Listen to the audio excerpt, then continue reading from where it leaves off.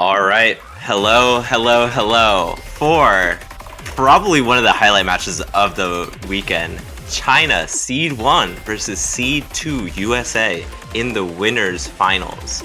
I am Sun Apple alongside my co-host Dynascape.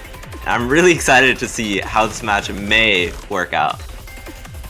Yeah, I think this is going to be obviously a crazy match. Both teams trying to get into the grand finals through winner's side, guaranteeing at least a second place. This one is big, and backstory behind these two teams. A lot of people felt like the United States was snuffed out of their first seed with them getting a 14th place choke on the first qualifier, but China just performed overall better and beat them out slightly by the narrowest of margins to get that first seed. But now we're going to see if the United States can exact revenge on this team and if China really is truly deserving of that first seed. So Apple, this should be an absolutely crazy one. This one could definitely go the distance. I know you and I were looking over the stats just beforehand. You want to tell us a little bit about each of their game plans? Yeah, I feel like for China, it's really going to be around their consistency throughout the entire tournament. They may have not had as high of peaks as the US had, because the US has been basically top scoring every single map that they've played, but their consistency so far throughout the tournament has been impeccable. It's been honestly impressive to see how they basically just FC everything in the pool with at least 990k pluses, and they've really been soldiers because of it. Yeah, they've obviously very much have always been a team that relies on consistency rather than good accuracy, at least in past years. And I think that this year they kind of have a good mix of both, where they have a couple players that scale really well into the finals, such as Don X or Woem Formeld as well. And they have that accuracy and also the consistency to boot. And as for a game plan, China has some pretty good scores from last weekend where they were either beating the United States or at least very close. So look out for the hybrids and also look out for some of the weirder LN picks like an LN3 slot. And not only that, they did pretty good on jump stream as well. I think that's something that they have always favored. So with them being up first to protect, I'm not sure what they want to go for just because they have a lot of good matchups in a lot of different places. Yeah, I do want to say right before this match, we were talking about and looking through the histories of both these teams throughout the season. And US so far hasn't actually lost a map. They've so far gone 6-0 basically throughout the entirety of this tournament. So if they lose a map already, it's going to be historic for this team, for China itself. Exactly. It would be historic for China, but I think that the US is on a historic run right now.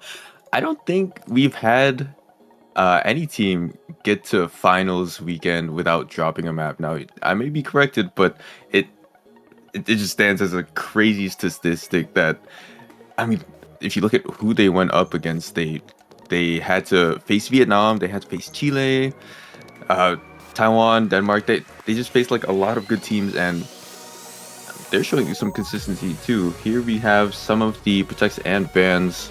United States protecting LN1. Of course, they always love to play LN. They are banning Rice 8, so we are going to see that a bit of unevenness on those bottom half Rice picks. And China is going to ban LN4, so Kisaragi 1.1 is going to be out of the map pool. Yeah, interesting to see a Rice 7 ban from US. I honestly normally think of US as an extremely physical team. And Rice 7 is probably one of the maps where they feel very comfortable on, just because this team is so good at these Rices, and they've been very consistent so far.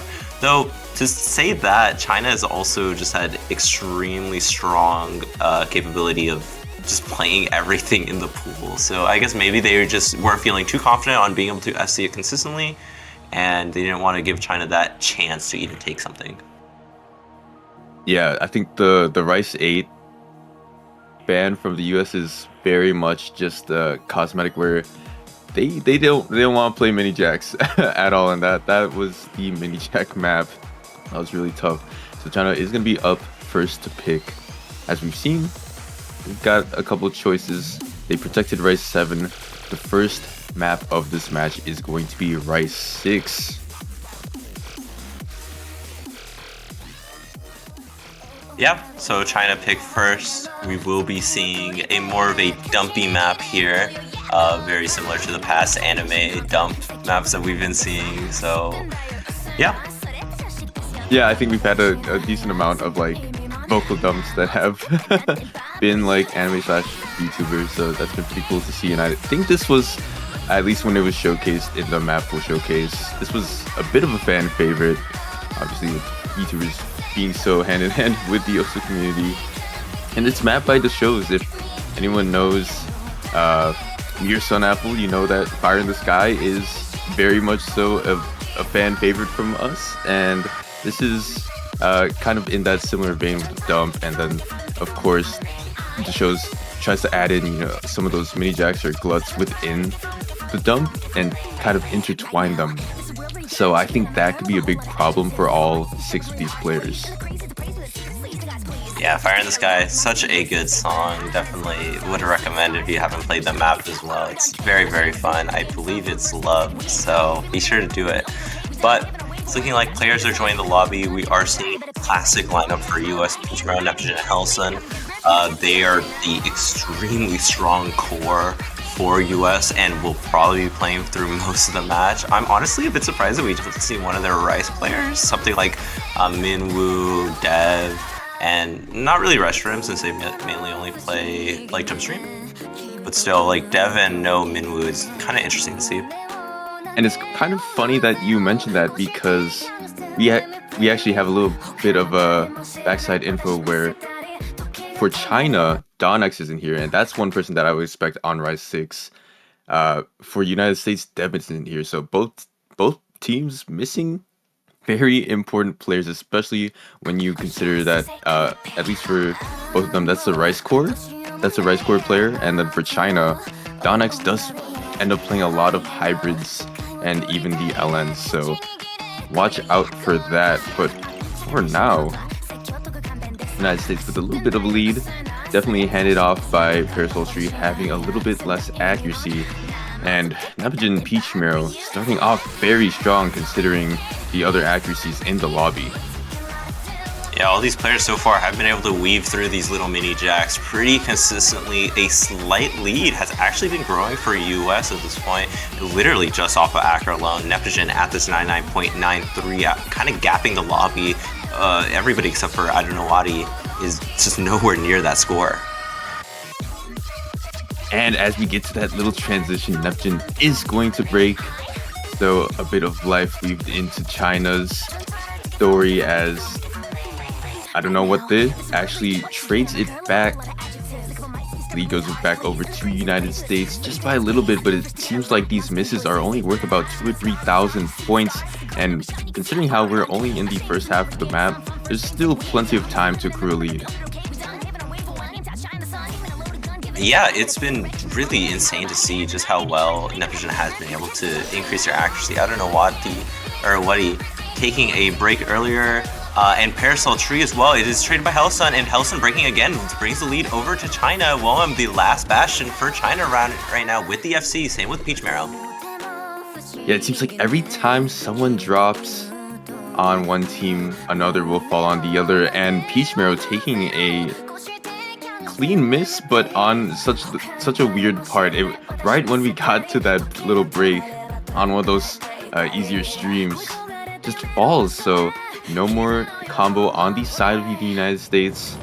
China still has Wom, they still have the combo advantage, and it looks like they have the accuracy advantage considering Hello Sun is at a 99.4, well behind anyone on China, which leads to Team Red having a 10,000 point lead.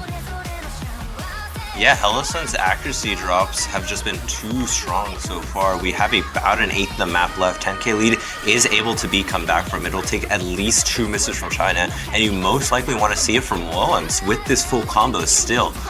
They are absolutely dominating this map, almost at this 99.9 range, or 99.8 range, but it's not looking like they'll get there. As we finish up this map, China will be able to take their first point pretty convincingly, immediately striking down US's chance of fully sweeping them. Yeah, that was a very good showing from China. All three players. Yes, there were a couple of misses, but all three of them above a 99.7. So, I mean, they would have still had over 990s, all of them, if there were no misses, which is really insane to think about. And obviously, it was pretty close. Just that third man was the issue with Hello Sun having a lot of drops, a lot of dirty ones. Unfortunate, but United States is going to be able to bounce back, especially considering they have the next pick.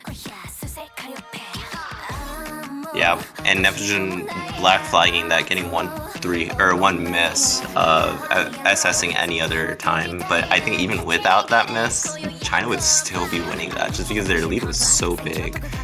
But at this point, I think US probably wants to go for LNs. I do think hybrids against China is extremely scary, even without Don X, just because China has been so strong at these hybrids. They have a pretty good roster for them, and actually we will be seeing Rice or Hybrid 4 instead of Illegal Legacy.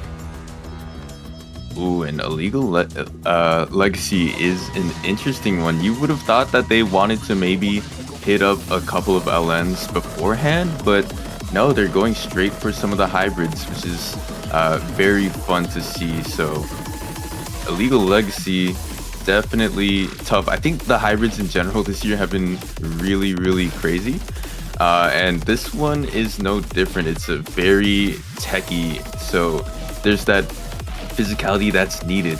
It's not very long, so you do need to be very consistent on your run-throughs on this map. So I don't know what the angle is. Are they going for physicality on the LN side, or I guess the hybrid / LN side, and then maybe they can dip into LNs after? What do you think?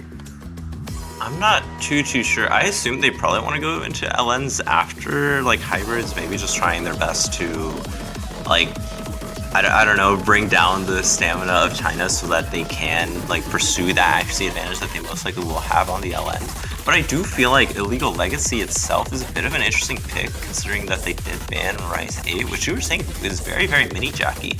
And if I'm gonna be real, Illegal Legacy is basically all shields. So like that's where 99% of the difficulty comes. So it's a bit interesting to see that kind of dynamics happen.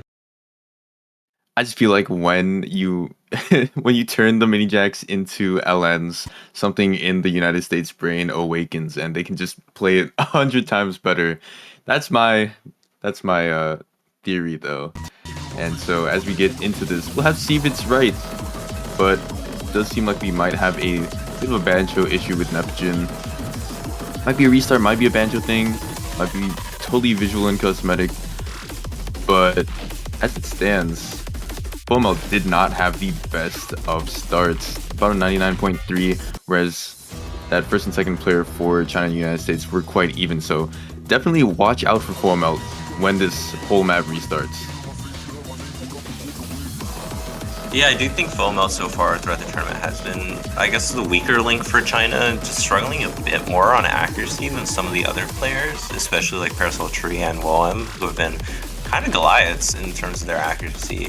And maybe US has been trying their best to take advantage of FOMO's accuracy ability at this moment, and that's why they're picking something that's a bit out there with this Hybrid 4. You're going on an adventure, some would say. Yeah, and I think that this is probably a good sign for the United States. You know, usually you would expect Neptune to either be the first or second scorer on the side of Team Blue, and as we saw, Parasol Tree Woem pretty much tied up with Peach Mirror and Hello Sun. So good omen to start, at least on this restart, and hopefully Neptune doesn't have any more hardware problems. Yeah, somehow a 900-point lead for Neptune when nothing has happened. How did he do that? I don't know. He has defied space and time. But going in, Woem seems, or FOMO I should say, seems to have gotten a bit of a better intro, still struggling a bit more, but Neptune actually taking an immediate drop. Yeah, it's pretty clean, but it was very much needed for China. Getting about a 5,000 point lead is quite big. Peach Mirror not having the best of starts compared to last time either. It seems like Peach Mirror and Full Melt are at the same pace, as well as WOM and Hello Sun. Parasol Tree leading, or well, WOM and Parasol Tree both leading Nebujin and Hello Sun, trying to keep up. So definitely the accuracies are there, and they're very, very much so close. It's just that one miss from Nebujin at the moment. We talk about how this map isn't very long. It's only 2 minutes, even less than that. And as we get back into these shields, these triple jacks, combined with the little staggered LNs, WOM is gonna fall to one of them, and United States picking up back the lead. Yeah, and that was an extremely dirty drop from WOM, going down from the 99.7 to a 99.5. This lead is increased by so much for the US, and I think here is wherever the map gets a bit easier, but Peach Mirror actually taking a miss. They do have a buffer, but another one coming out, and it's dirty. Same with Hello Sun, and this lead immediately swaps over to China. It has become 10k in the span of at least a second, and as we close out this map, WOM taking an extremely dirty miss that will give a chance for US. And it's looking like they will have it as long as they are able to consistently play this section. Be sure to look out for Peach Mirror. They have been struggling a bit more on these kind of mini jacks, but it's not looking like that's going to be the case. And US just barely clenching it out with the 8k lead. Yeah, 8k on a map like this is nothing, and ooh, United States barely breezing by, as a lot of misses attributed all to WOM. Even see 550s from them, so that late map collapse from them handed over the point to the United States. That was so instrumental, and it's all tied up now. Things are at parity. China is going to be able to have that next pick, but I don't think they should feel too bad about a performance like this. I mean, if they watch it back, they'll see it was very close, and unfortunately it fell on WOM to give over the point. So I think the hybrids, like we said, just like last week, they were pretty close. They're going to be close again. So United States should definitely be on the defensive when they're picking maps like this. In China, I'd have to imagine they're going for at least some other Rice pick, maybe like a Rice 5 before Rice 7, or maybe even a jump stream, because we know they like to play that. Yeah, I do think going for jump stream against the US is very scary. I don't know. I know Reshiram always plays jump stream just because they're so strong at this accuracy ability. It's looking like they're going for Rice 5, so another decently technical map. But I feel like jump stream against the US is extremely hard just because their accuracy ability is so strong. That is true. Their accuracy ability is insane, but I mean, the United States not doing too well on the first Rice pick. Let's see how they do on this one. Obviously, it's a little bit different. The last one was Vocal Dump. This one is more light tech.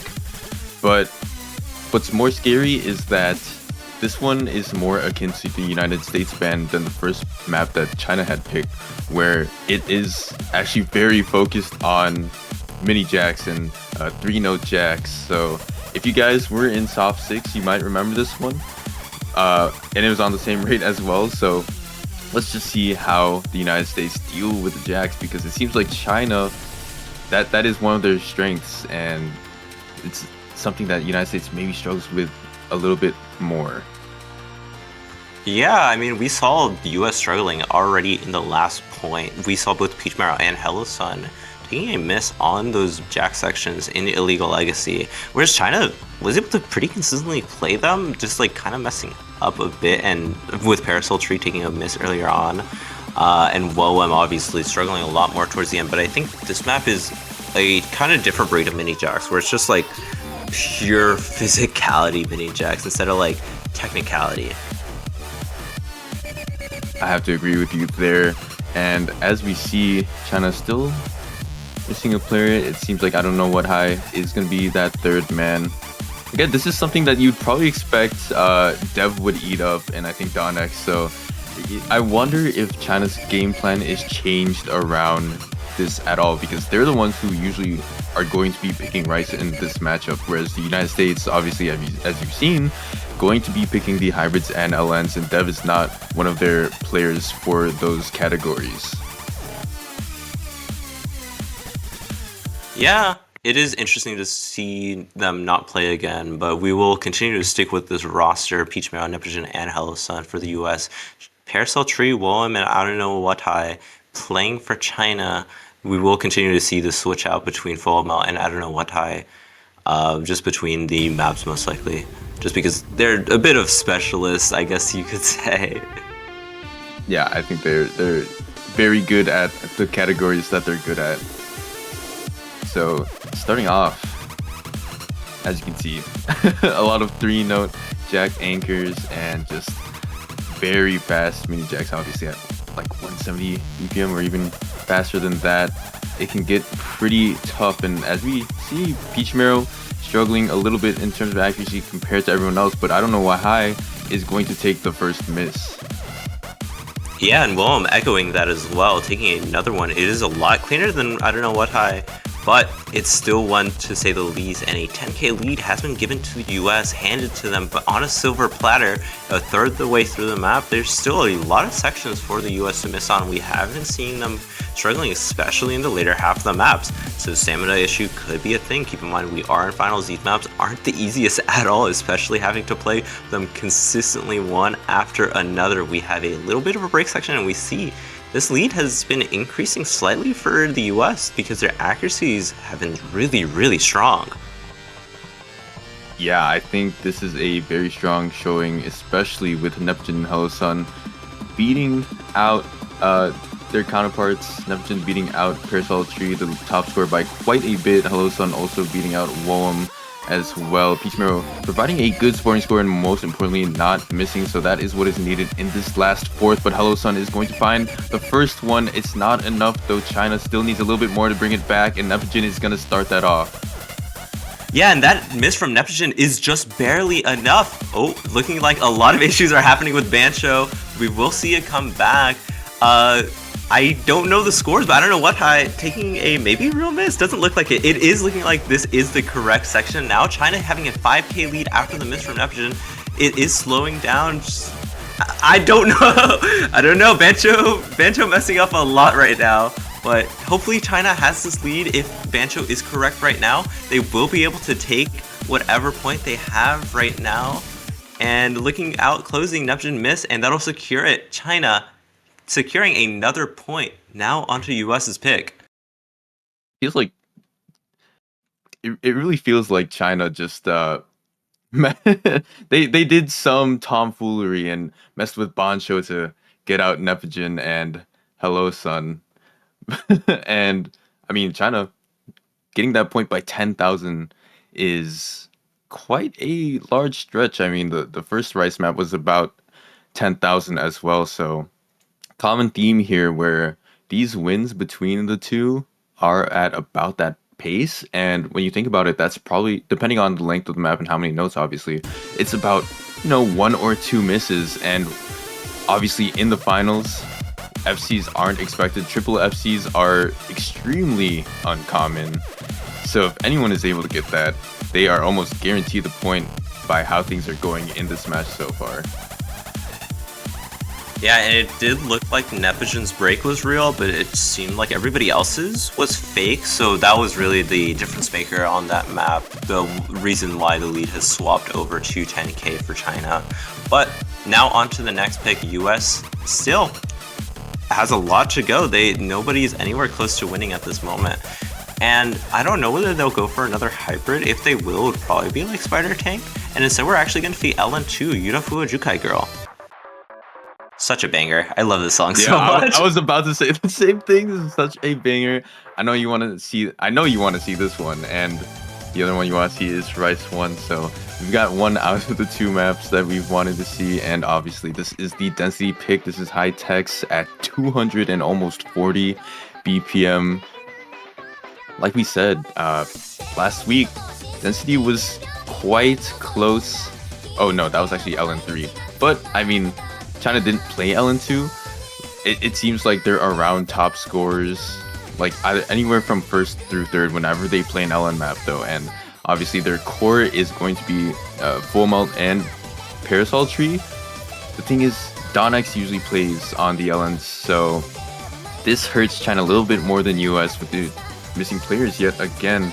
Who is going to step up to the plate for China as United States fields their, I mean, this is the core, right? This is them. Yeah, especially on LN specifically. I think the only time we ever see a difference in LNs for the US is like maybe Reshiram playing instead of Peach Marrow for like grand finals density. And honestly, I know Peach Marrow has been improving a lot, so we may not even see that happen. Yeah, but I would actually guess that Reshiram would not take over Peach Marrow in Grand Finals LN for Peach yeah, for them, just because, like you said, they've actually leveled up a lot over this year in terms of physicality. And also, as you've seen throughout time and time again on these weekends, their LN accuracy was already insane. It's even better now, so definitely watch out for them to be one of the top scorers on a map like this. But here we go with Yurufua Jukai Girl. It's only 2 minutes and 17 long, but honestly, a map like this, it feels like forever. It just comes at you, and it stays relentless in it. Yeah, it was used previously as a jump stream kind of stamina map, so I mean, it definitely does feel extremely long, even though it is the 2 minutes. We are seeing our little bit of an intro stream section, US having a slight advantage. We will see that most likely swap over eventually, maybe start flickering, but for now, US's accuracy lead, very consistent. Hello Sun, lowest accuracy in their team, but still doing quite a bit better than some of the other Chinese players. Oh, most definitely, but here we go into what really makes this map the true density, and it goes on for quite a while. Yes, there were some leads created in that first little break, but this is where big swings happen, and it seems like United States is taking advantage of this map where they are having the better accuracy throughout, leading to about 5,000 points with 3 full combos. That's quite impressive. Yeah, everybody in this lobby has just been ramming through this. Nepogen especially, 9.86, a full 0.1% above Full Melt. But actually, as I say that, Peach Marrow missing, and this lead may swap over to China, though they are getting to this 400 combo cap, and it's looking like it's not going to happen. So the accuracy on the US has been able to sustain through even a miss, but they cannot take another one. We are in the last third of the map. There is a lot of sections left. Yeah, and it seems like anytime there's that longer density section, United States is just able to increase their lead based off of accuracy. The misses will help China though, as Nepogen falls. Only 1 FC left on Hello Sun, and as Nepogen tries to scramble back up to combo cap, it is going to flicker back and forth. If there are no more drops on the side of the United States, they should be able to take it. You see Nepogen back at combo cap, but Peach Marrow misses at the final section. Is this going to be enough for China? Are they going to take the first break point of the match? It's getting very close. Are there enough points for the United States to claw this map back? It does seem so, as long as they can hold, and they do. What a close map. 1,000 points, Sun Apple, less than 1,000. That's absolutely absurd. The US having 2 different players break in multiple different sections and still winning against a 3-way FC from China just shows how dominant they are on these LN accuracy. It's honestly unheard of. I don't think I've ever seen a time where a 3-way FC loses against a single miss, let alone 5, basically. Yeah, I mean, you said they were ramming through this map. I think they went through it like a wrecking ball. United States, how does Nepogen top score with a miss with 990, almost a 991? Definitely, if any of the players, and can we talk about a Hello Sun? Obviously, having the only FC, very important with that as well. If any of these players perform just a little bit worse, China would have taken that, and that would have been big. I don't think the United States can really afford China taking any break points at this moment. So, United States being able to go back up 2-2 is, I mean, I breathed a sigh of relief when they won their first pick in Illegal Legacy. They've got to be sweating now, and China finally jumping the gun and going for Abandoned Shrine Party. When I think of this map, I think of the 3-star Juan Crystal Abandoned Shrine Party. This one's a little bit different. Yeah, I don't know if you know. This is a bit more techy and also a bit more like crazy in terms of just how difficult this is. Just even watching it in general, you will see that this is a completely different map than a 3-star. Yeah, you might say it's a little bit different from a 3-star, and obviously, Juan Crystal is an Ellen. This one is just evil. I mean, it's Abandoned Shrine Party. There are some ghosts in this chart. Very, very tough, and it's a reason why China picked it. It just seems like physicality is the key. Try to force some unevenness from the United States, try to force it to where they're very uncomfortable with some of the patterns, and China scales really well into Rice. Why not pick a map like this? Yeah, this map really does give no mercy though, so for both these teams, they will need to kind of lock in a bit. I mean, US has been struggling a bit more on their consistency. I did say it earlier, China's consistency is very strong, and even without Donex, one of their star players, they are still competing extremely well against the US. And I mean, I think this could be something where China is going to have a bit of a massive lead. I don't want to jinx it right now, and maybe this is going to be a breakpoint, but I mean, I think this is right in China's ball game. Yeah, fingers crossed so we don't jinx anything, but I mean, this is kind of that perfect mix between the first two picks from China, right? It has the dump, it has that, a lot of very quick streams, some rolls, stuff like that. But then it also incorporates the tech section that we saw in Rise 5. So it has the weird transitions between different facets of Rice, the Rice category. And Peach Mirror already having a bit of trouble with those transitions.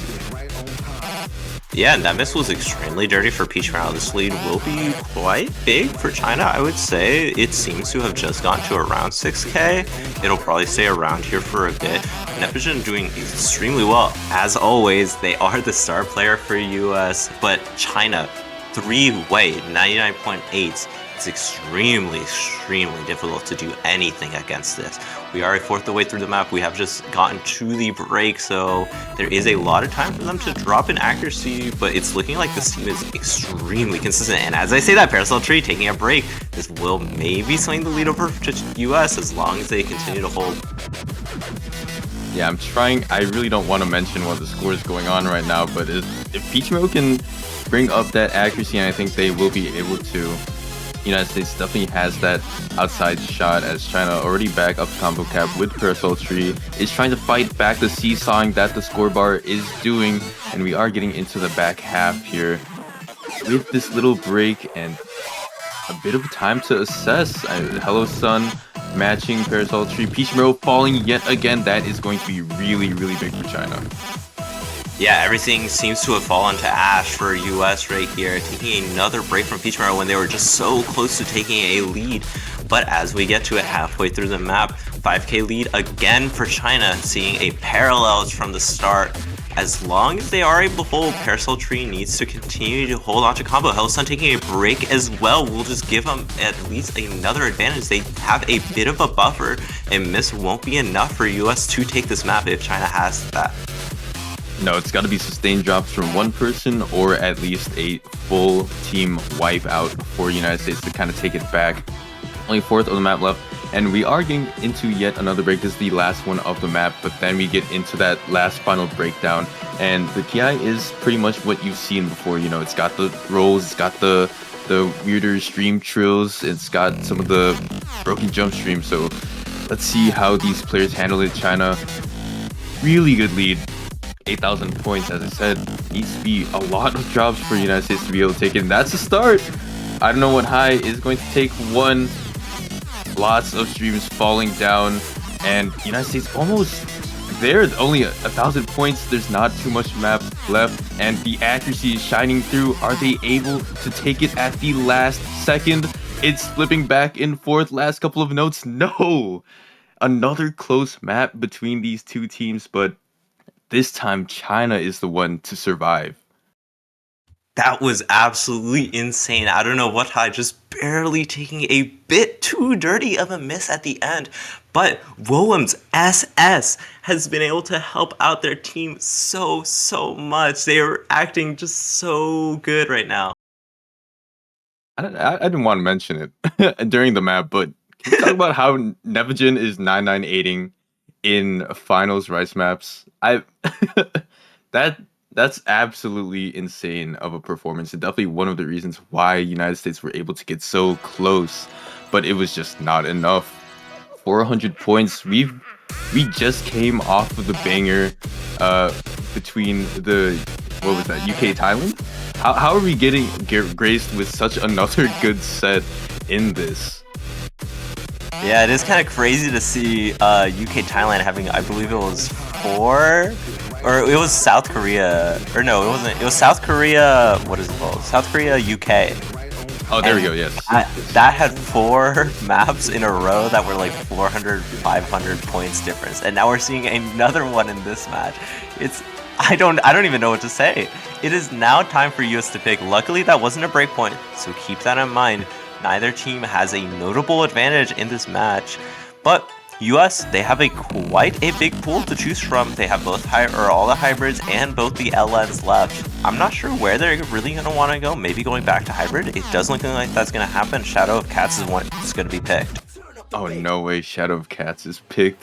This is going to be pretty interesting. I would love to see how these players do on a map like this. This one is very tricky.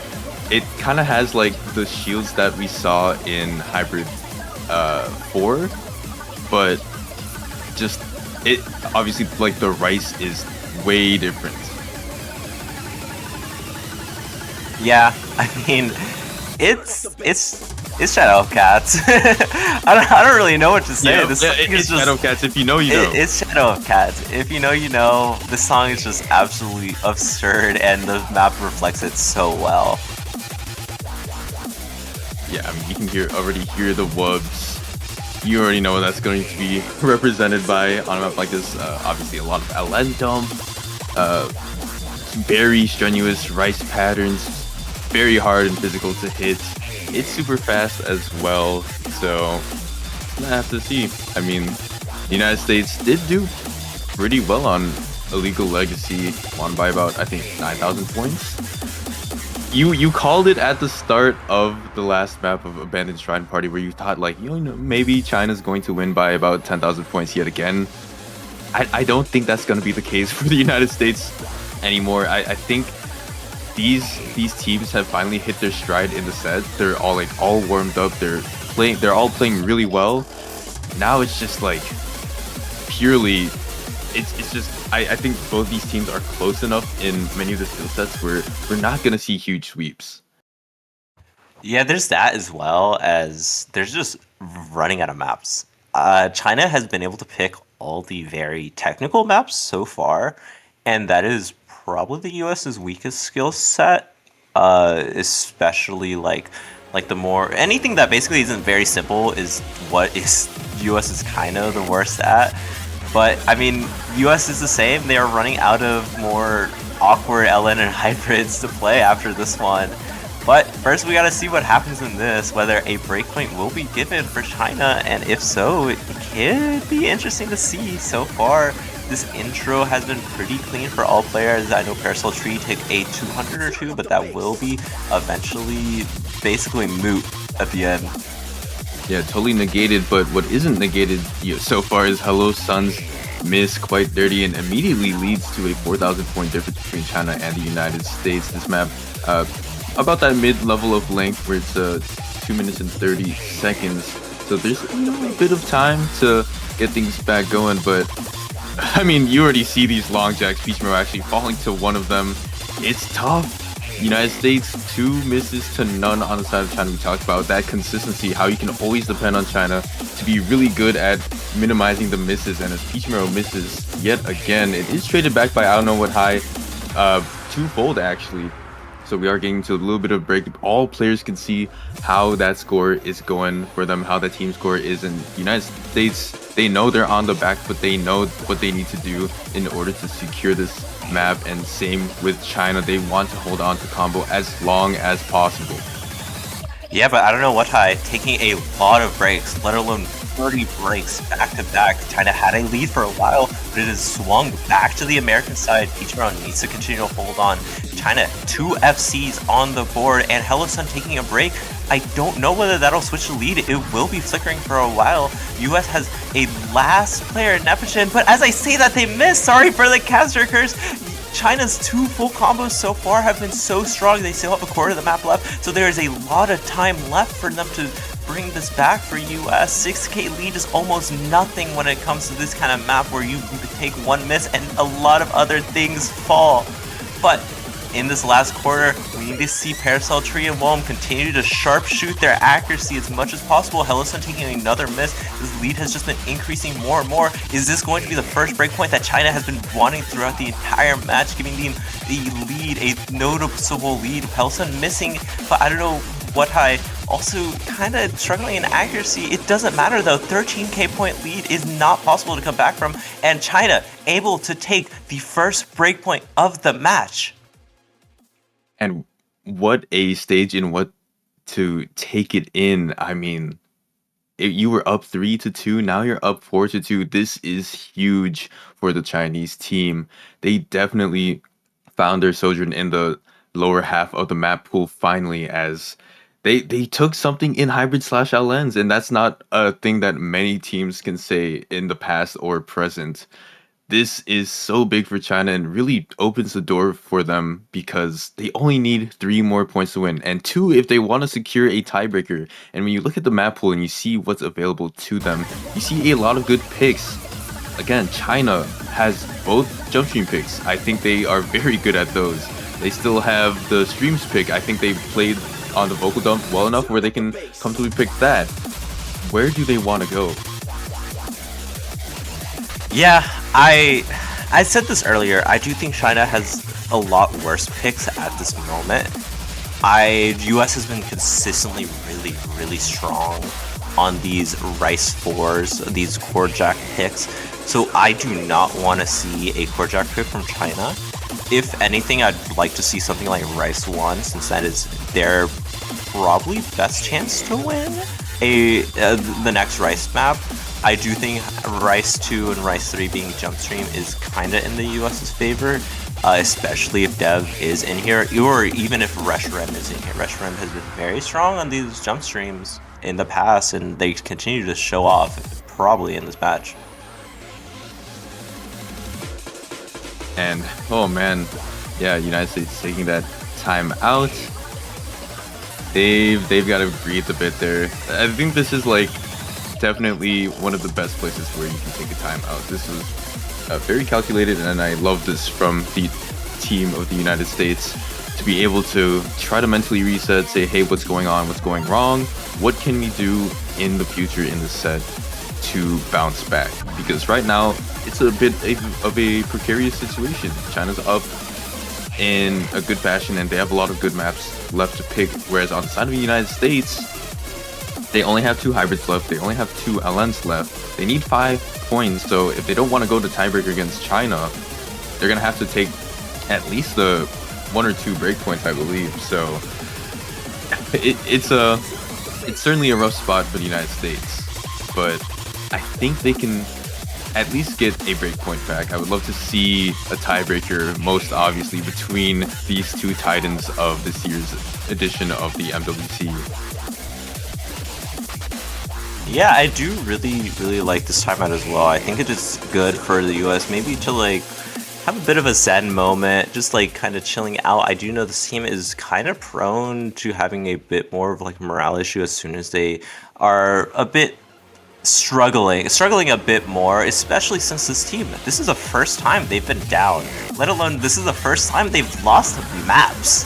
So this is a new experience for them. I don't think they've seen something like this for the past few years.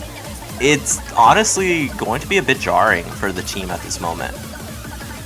Yeah, I mean, not many times have the United States been pushed on the back foot like this. You'd have to go back, I think, 2 years. And so, with this being such an uneven situation, very uncertain, they just have to mentally reset. And I think this also kind of serves as a bit of a break for their core players. If you think about it, Neptune, Holosun, Peach Mero, they have not subbed out anyone yet, and it doesn't look likely that they will, especially with Dev gone. You know, that's usually someone you look to provide a bit of a break for one of the Rice players on the United States. Whereas on the side of China, they've been capitalizing on some of these switches, right? You switched in, who is it? Wom, and you switched in I don't know what Hyatt a couple times, and I think that like little 2-3 minute break has been very, very good for China, and that's what's been kind of key to their consistency. Yeah, we are going to be seeing Rice too, though. So Reshiram seeming to join in at this moment. First time we'll be seeing them this match. I wonder who the third will be for US. I have been saying it. I've been hyping them up. Jumpstream God, Reshiram has been playing for the past few years. They took a little break in 2022, but came back. It's looking like Minwoo as well will be coming in, so we will be seeing a completely different roster from US. Nitrogen obviously staying in, but I think that's to be expected. Yeah, I mean, we just talked about swap outs, and to see two of them, both Holosun and Peach Mero, getting a little bit of a break and subbed in for both Reshiram and Minwoo, this could be really big. China, very scary when it comes to jump stream. You know they're going to be consistent as well. And how is the United States going to combat this? Because obviously, if you're in their position, you cannot go down 2-5. That is very much an absolute word. You just cannot allow this. So, very important point coming up for both of these teams, and they're gonna have to battle it out on a jump stream map that almost reaches 300 BPM, which is insane to think about. Yeah, while I was looking through the map pool, it was crazy to see that we're in finals and we're already basically at 290. I think we saw this in like 290 BPM jump stream in like grand finals last year. So seeing this, and this map is no joke either. This map is extremely, extremely dense. So it's something that you have to keep your full focus on, keep your physicality in check throughout the entirety. 2 minutes and 20 seconds may seem short. We saw it similar in Yura Fujukai Girl. It doesn't feel that way when you're playing it at all. No, not at all. And so all of these players gonna head into this map. This is full steam vengeance, and vengeance is the name of the game. Vengeance as United States tries to get back their point, and vengeance as China tries to beat the United States in such a paramount match. Starting off very well for Team Blue though. Yeah, China's accuracies, Willem and I don't know what taking a bit of an accuracy drop, and that has been helping the US as well. Minwoo having this extremely high score at this moment, really helping out this team. Willem taking the first break of the map, a third the way through. This lead is around 10k for US, so 2 breaks and that'll swing it over.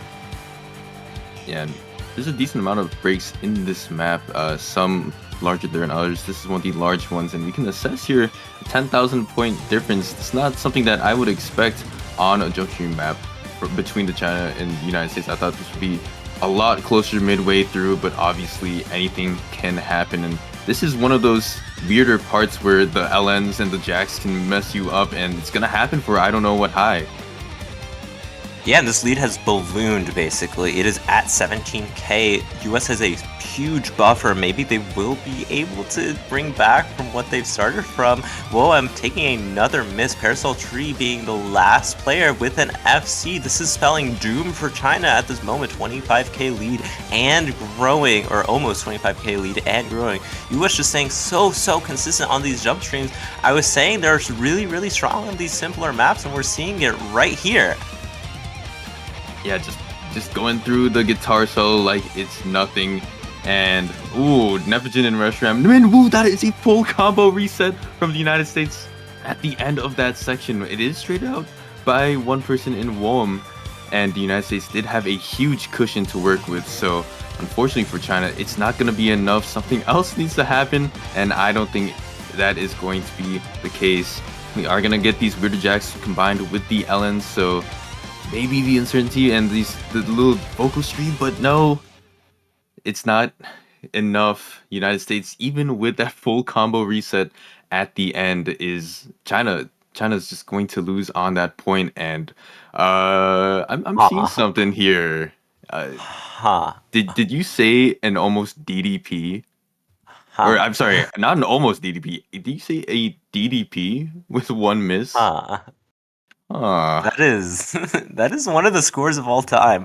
I was going to shout out Minwoo for having an insane 99.9 for a while there, but I mean it's kind of overshadowed by Neptune having this DDP. Reshiram also doing extremely well, taking that one break, but I mean, US able to take a break point and going immediately for LN1, one of the longer maps in the pool that we've been seeing. It is almost tied up. That lead for China has evaporated at this moment, but we do need to see them secure. We do need to see US secure this LN1 point first.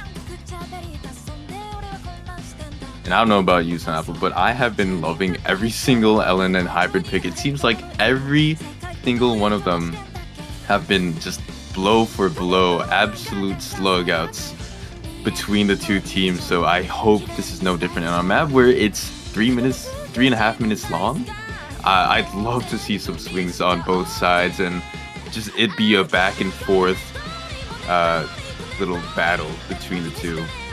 And I mean, this is coordination, right? So do you think that the United States is more tailored towards coordination than China, especially when you take into account that this may not be the optimal roster for China when it comes to LN?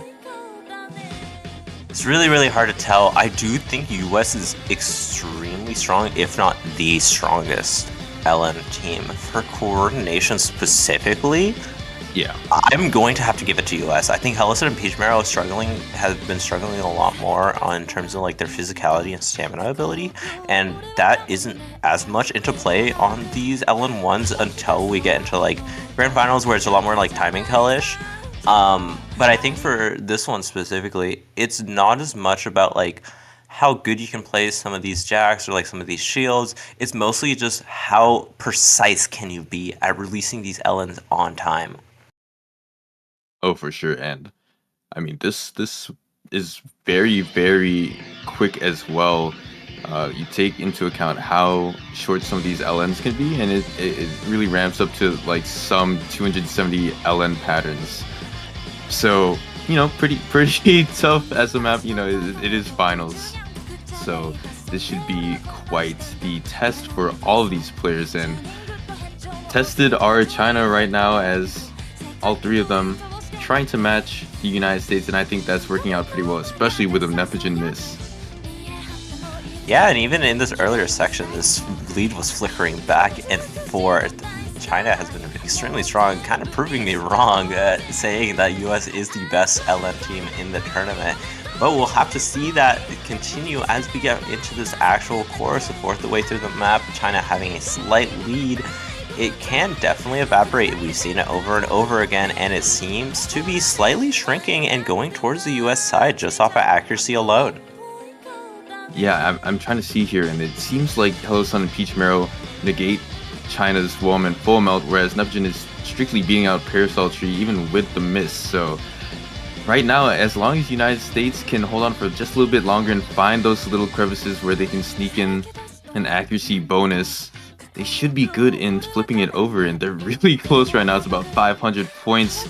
We are at a little bit of a breaky section. The patterns aren't that hard, but once we get into the course, I think that's where you'll see United States really shine through and get even more of a lead.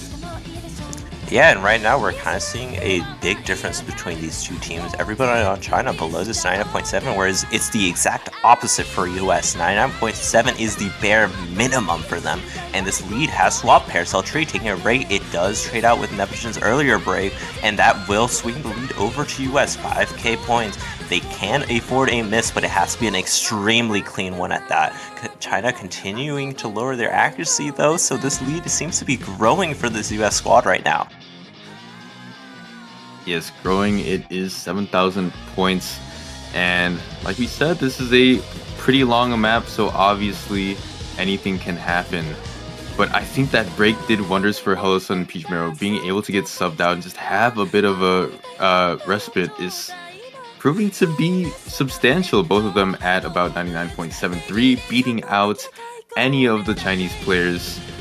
So as long as there are no drops involved, this should be kind of clean. But here we go into this last part, and this is probably the hardest part of the map. Yeah, and so far, this has been the most dominant US has been at getting to this 10k lead, even with just one miss happening earlier on.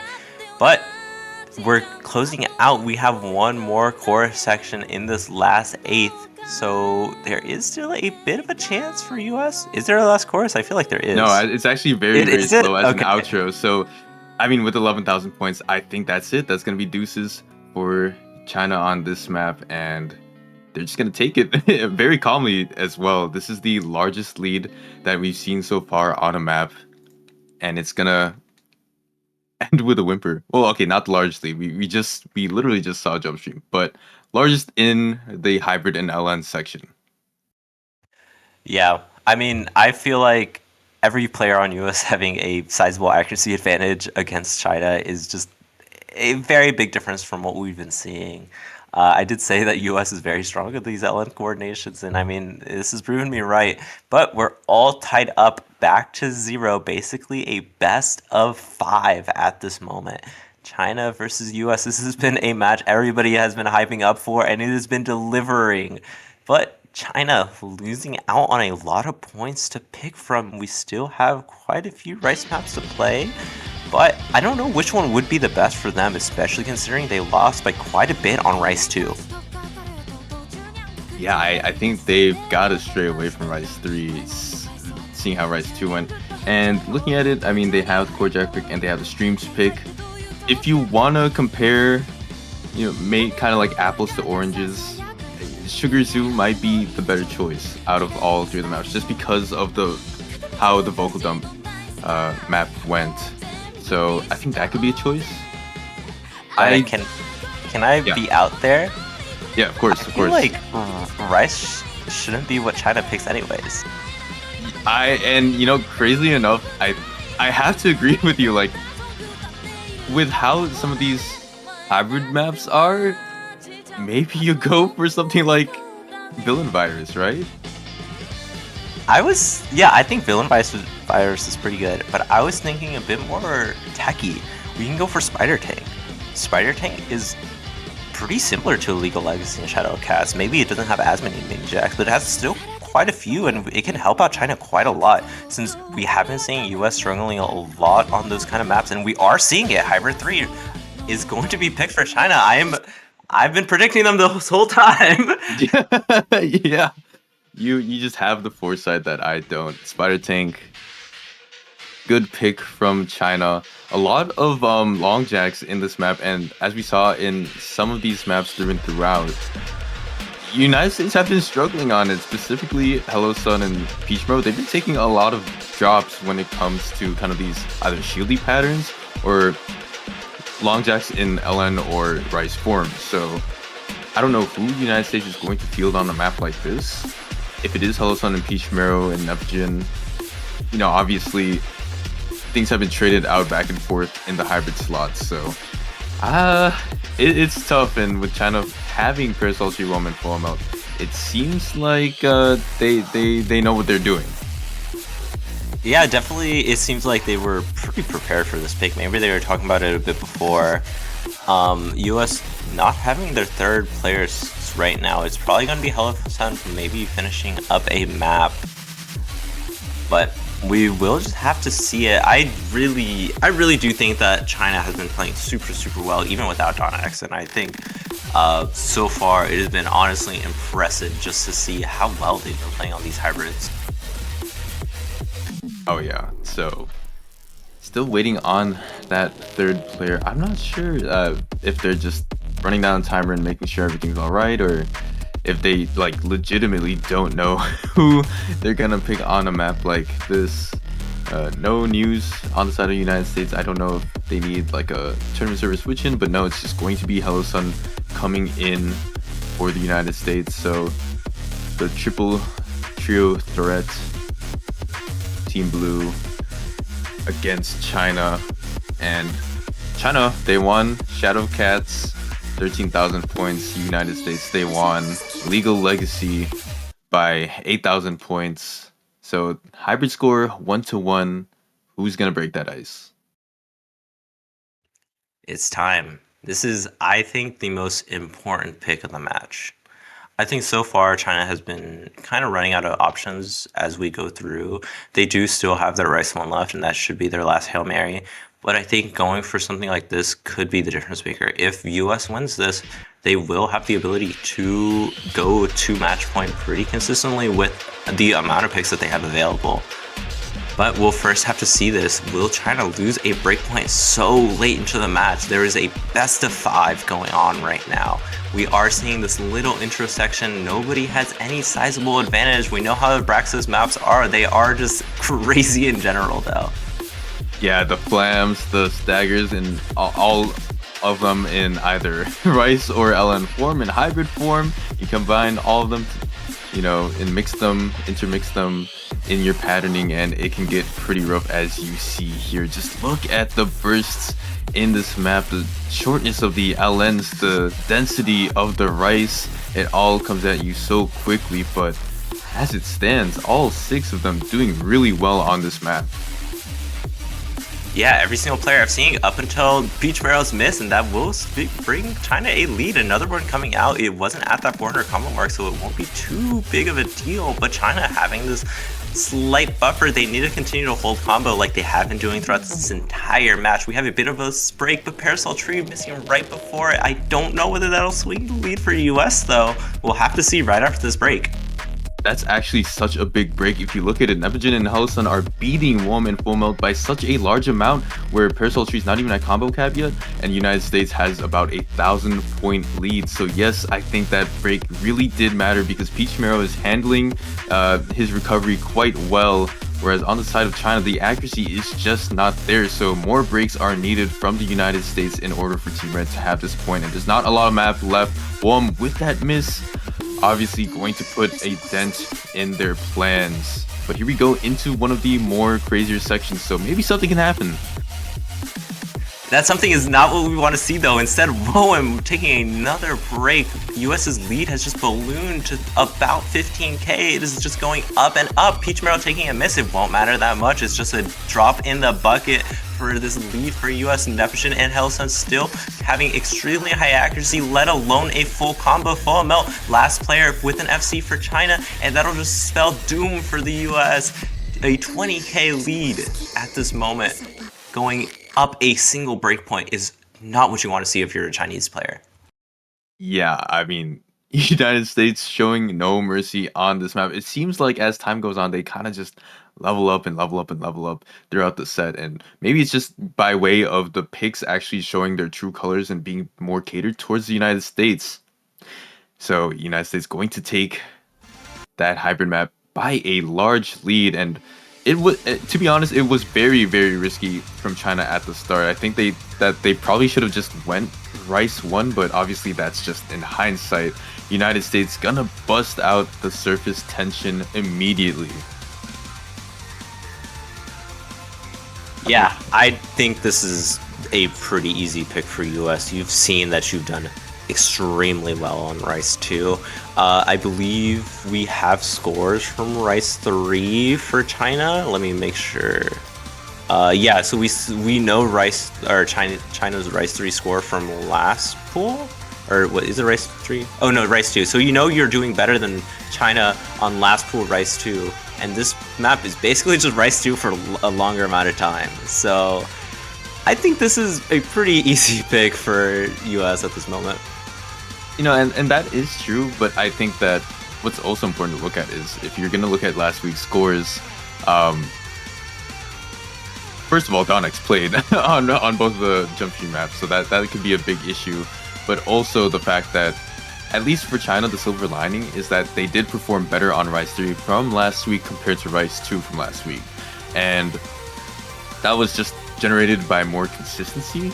And I think that even without Don X, they should be able to provide a pretty good score on this. Because again, we talk about Chinese consistency time and time again.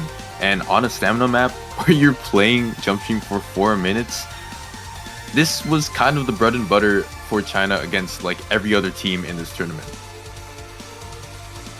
Yeah, it is kind of hard to say that when US's the jump stream roster is just so strong. Yeah, that's true.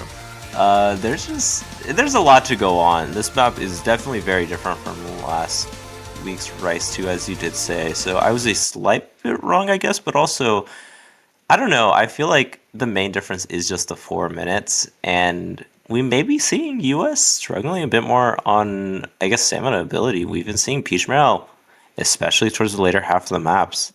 They've been taking a lot of misses recently, so I wouldn't count China out just yet. Yeah, no, not at all. So here we go into the journey that is 4 minutes of jump stream. All these players gonna have to battle it out for quite a while. So obviously with the starting section, as all players get up to the combo cap, a little bit of a lead for the United States, but what matters is how they handle that lead into the mid part of the map, and then furthermore into the last section. So the accuracy is there all through them above a 99.9, which I'm just dropping down right now, and it's slightly being out the accuracy of China. So it feels like with the accuracy difference being so close, the United States has to work so much in order for them to create a bubble, and that bubble is going to be popped as Russia taking quite a dirty miss. Yeah, fourth way through the map, it is kind of crazy to see that one miss, even if it was dirty, it has only swung the lead by 3k, but Peach Marrow taking another one will bring it up to 6k. Another one comes out, so that's not what you want to see. I did say earlier that Peach Marrow's stamina ability does kind of struggle, and we're already seeing it pretty early into the map. That is not something great to see. A 10k lead almost for China. They have quite a bit of room for error, especially with how long this map is. Misses mean less and less with the scaling with the map. Ooh, but that miss is gonna mean something, Sunapple, as Peach Marrow drops again. I think that's what, their third drop of the map. So now those misses are accumulating, and 12,000 points is definitely a big lead, especially when you account for they haven't even been playing for 2 minutes yet. They're about to hit that mark, and this is quite a big lead for China. So United States, very much so on the back foot, is going to work really hard to be able to have an outside shot at this, because you look at these Chinese players and you have to wonder if they're even going to miss, to be honest. Yeah, it's kind of scary. We finally get a break, so these players do get a bit of their stamina back. It's not going to be so much, since we go straight right back into it. 12k lead after, so this will probably stay around this place for a while until anything happens to any of the players. Neptune continuing to hold their FC last one for the US, and they need to hold it up until the end, I think. With this 11k lead, it has been slowly shrinking, it seems. I think the US's accuracy abilities has been helping them out a lot. But China 3-way FC at this moment, and I don't even think that's the only reason why they have this lead.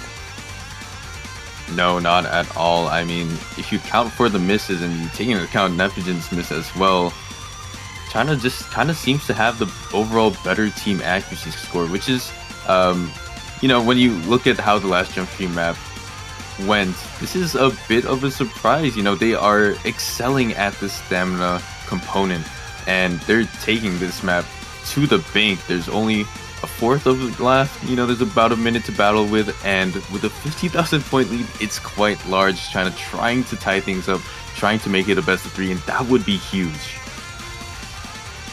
Yeah, 15k point lead and growing, and Peach Marrow taking another miss, a eighth the way through the map. It's going to be extremely hard for US to come back from this. This lead has just been growing more and more. There's maybe like 30 seconds left in the map, so we'll need to see three-way break for China, as well as a few more, and maybe a bit of a dirty one at that. But Neptune and Peach Marrow missing, I think that'll kind of seal the deal. There's still a bit of map left, but three-way FC from China. I talked about their consistency so early in this match, and we're seeing it in full stride right now. Even after so many picks, they're just so great at this Reshiram Ram, taking a break, and that'll seal the deal. 20k lead for China, and taking a breakpoint on US's pick. Oh man, what a point that was needed. The United States must have felt so confident when they were launching this. They won on the other jump stream pick by 14,000 points, but for China to bounce and bite back at them to the tune of 22,000 points on a map like this, it's just so insane from China. They've got to have all of the momentum at this point. Yeah, for US at this point, you have taken a breakpoint, but you also just lost one, so it's kind of difficult. We're back to even, almost only one pick left for both these teams. China going for Hybrid 1, not wanting to play that Rice 1 is a bit interesting.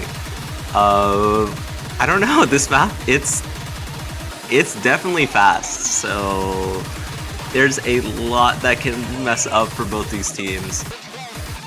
Oh yeah, there is a lot. Thankfully, this is one of the more straightforward hybrids.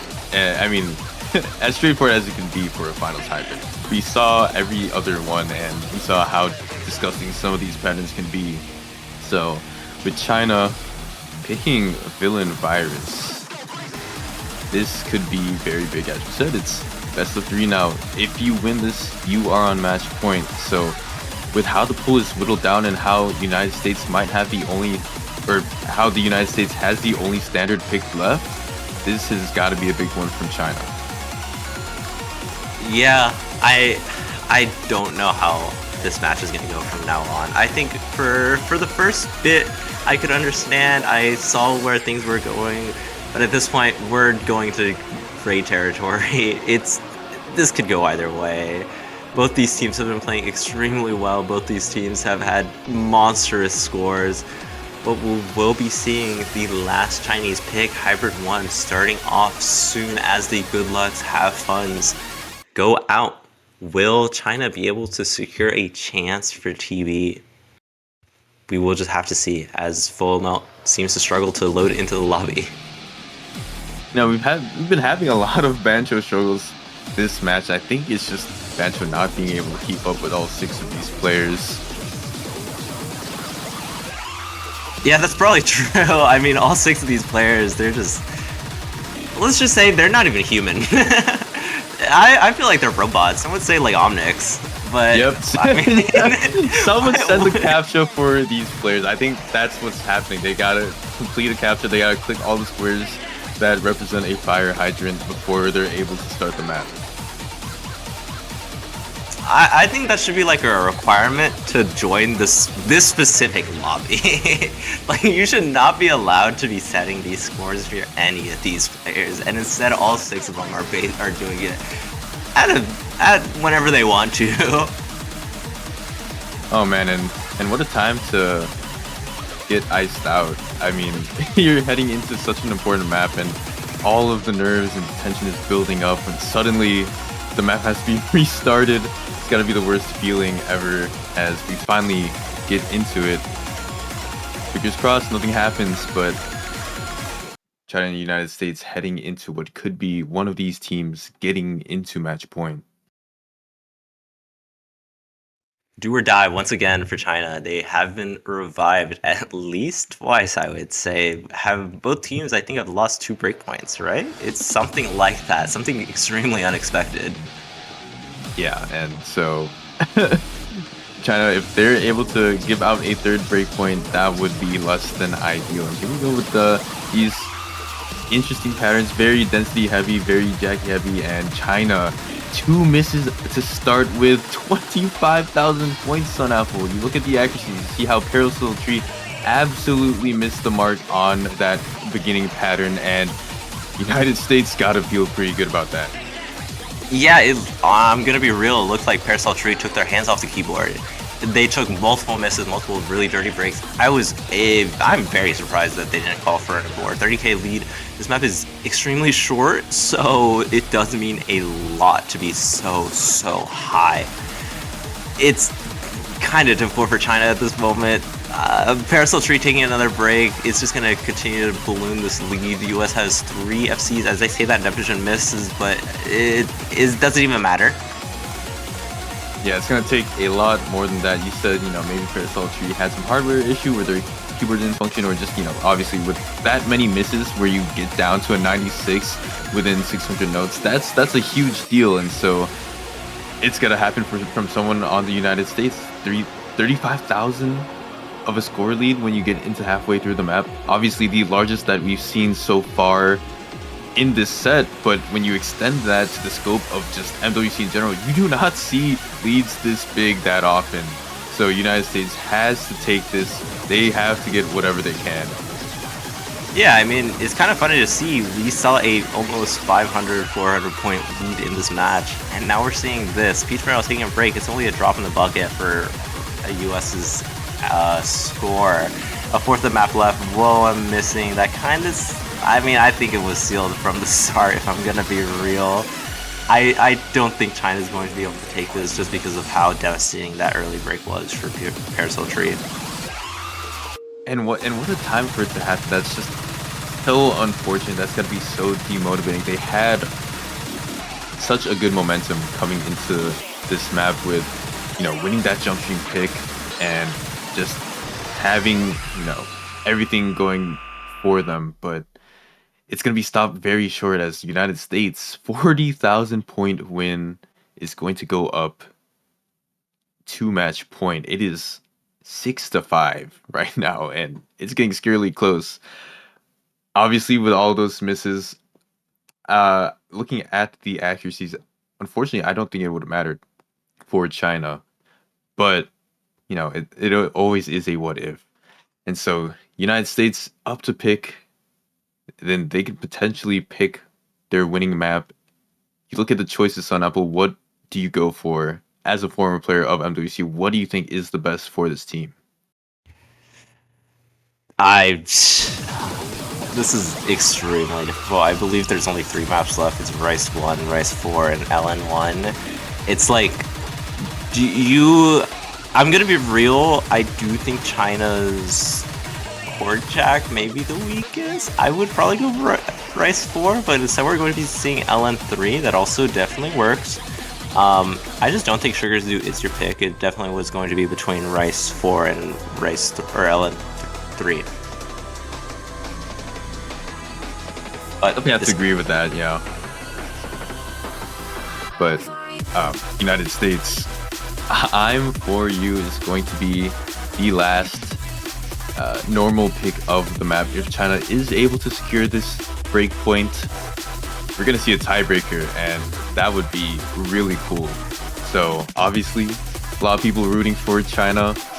Hope that they can take it away from them, and they've done it before on surprising picks. It can be done again. Yeah, these players now locked in a cage. This is the last map for both of them, other than what could possibly be TB. We have seen China play extremely well on these LNs, and I think this is probably going to be one of their most favorite LNs. We've seen US struggling a lot on mini jacks and shields. We saw it in Illegal Legacy earlier on in the map, where every single one of these players had very great stamina. They still were taking a lot of misses. We saw it on Hybrid 2, I don't remember the name of it, but we saw it there. And this map is that, but like on 5 different levels ahead. So I think we're going to be seeing a chance for China at the very least. Yeah, and even pulling from statistics from last week, something that I said at the start of the match was that LN3 was very, very close between the two. Obviously, the physicality is a bit different, but it seems like China is no stranger to those difficulty spikes. And so, China and the United States at at a standstill. When you look at it from past information, it does seem like it's gonna be a banger of a map, and the United States gonna take that early lead. But as we've seen before, China has very much so been relying on the misses in the back half. So watch out for Hosun, watch out for Peach Mero.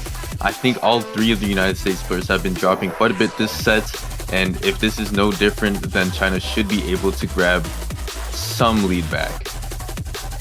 Yeah, we finally get into the mini jack sections right now, these longer jacks, I should say. This lead has been increasing for US off of accuracy, as you were saying earlier, but it can swing immediately. 6k lead is a pretty big buffer, though. It'll take a miss and a half, I would say. We are halfway through the map. All full combos across the board. All 6 players playing like demons. They're divas, honestly. And in this later half of the map, US's lead increased to 10k. It has gotten to the point 2 misses will be needed. We see our first one from Peach Mero. I wonder if the second one will be coming, and there it is, and that's a dirty one. This Chinese lead has swung a quarter of the map left. They have to hold on. They don't have a choice.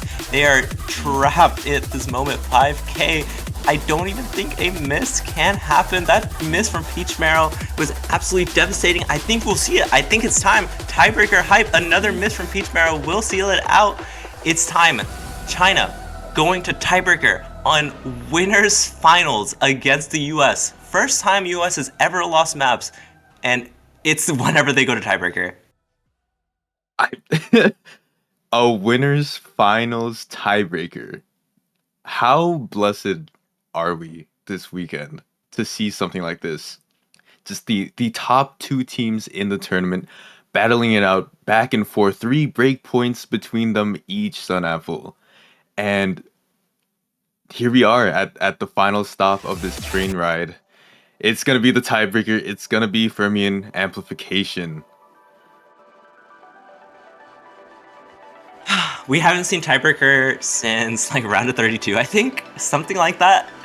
And finally seeing one is so great to see. I've been wishing for this, and I'm so happy that it's in finals at this moment. This map is so hard, and these teams are so good. This is like the perfect time for it to happen.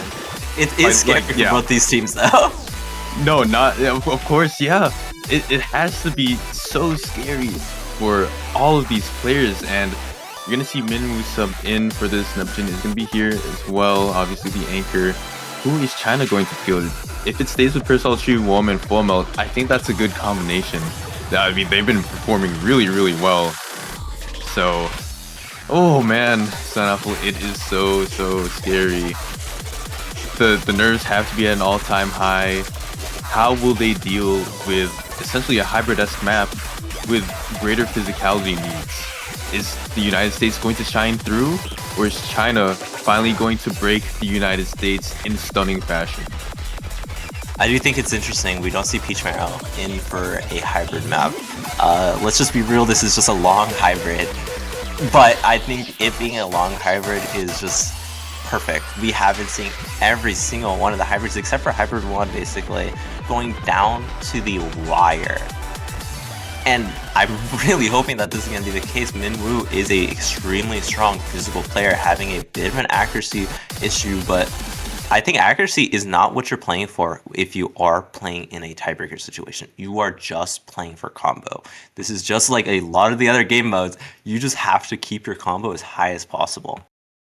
Exactly, and one thing you've got to note is how many players are practicing on this map, how many have actually played the tiebreaker. This is definitely something you might be able to expect, especially C1, C2 battle. But, you know, as you know, a lot of players don't really play through the tiebreaker, at least when they're going through the rounds. And so proper preparation will prevent a poor performance on a map like this. Let's see if anyone is up to the task. I'll say I think seeing that Minwoo is playing this just confirms that US has at least played this tiebreaker once, since they are able to make this higher level swap.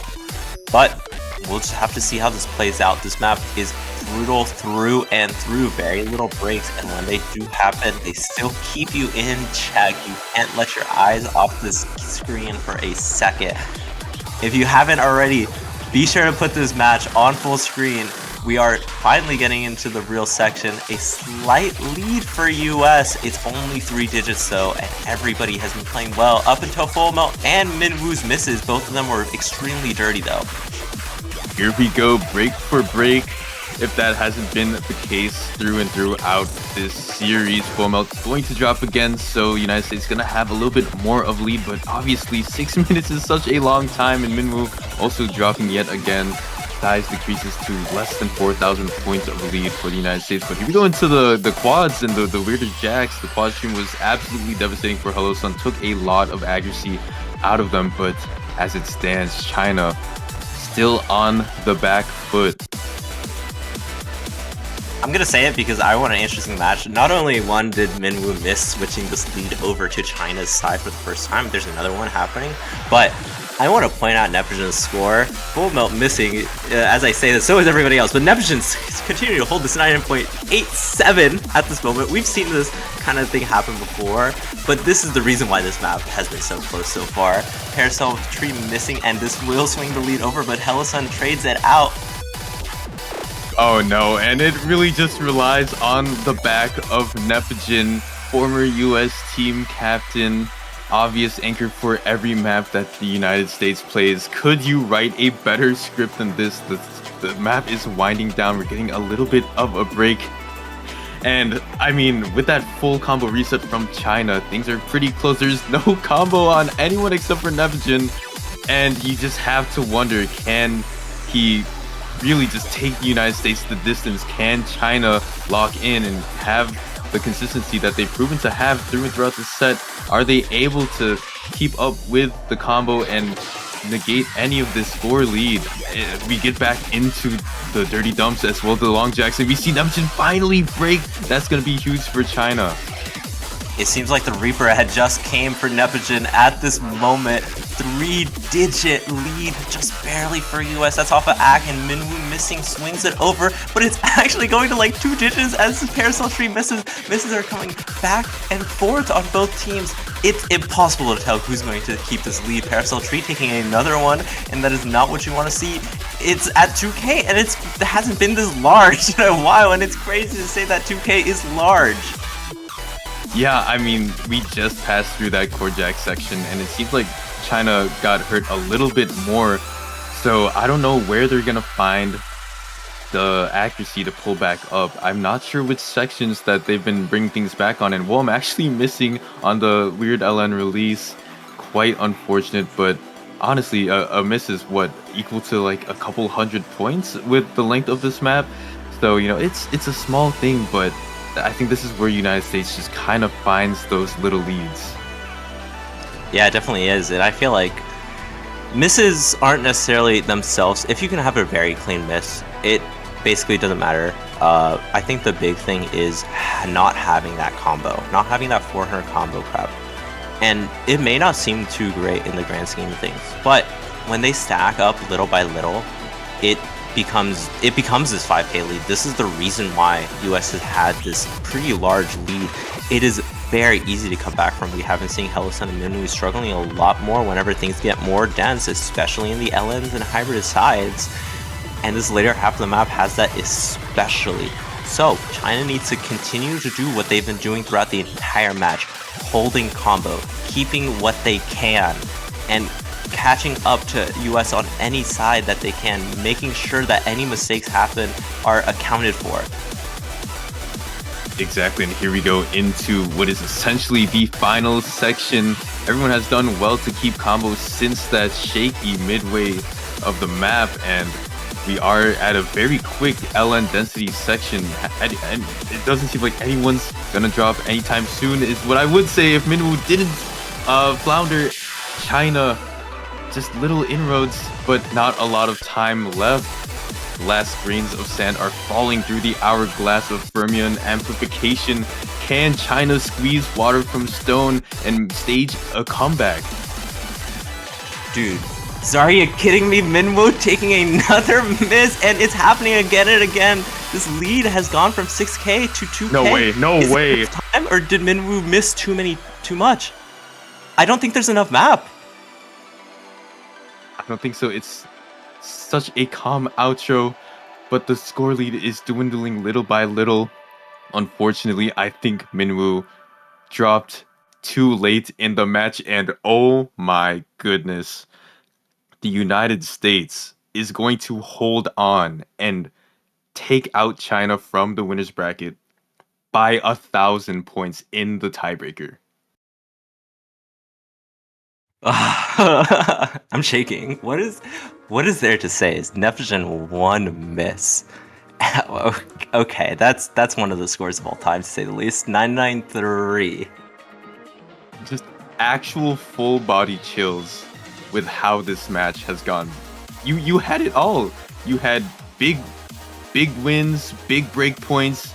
You had the tiebreaker. You had the overarching storyline, and I have nothing to say except I am so excited to see what crops up in the losers grand finals. And if China can get back in the grand finals and face the United States, oh boy, do I hope for another tiebreaker.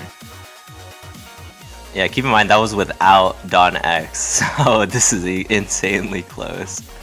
But with that being said, I don't have much else to say. I know there is another match that is about to start. That is Thailand versus Chile, seeing who will face off against Korea. Dinah, do you have anything else? No, just once again, congratulations to the United States. Thank you so much to China for that awesome match. Obviously, they're still in. They're going to be at least podium. They're going to be in the Losers Grand Finals, battling it out to try to get back and exact revenge on the United States, but that is in a little bit. That's going to be next week. Right now, we have Chile versus Thailand. So we're going to pass it off over to Mifa and Rave.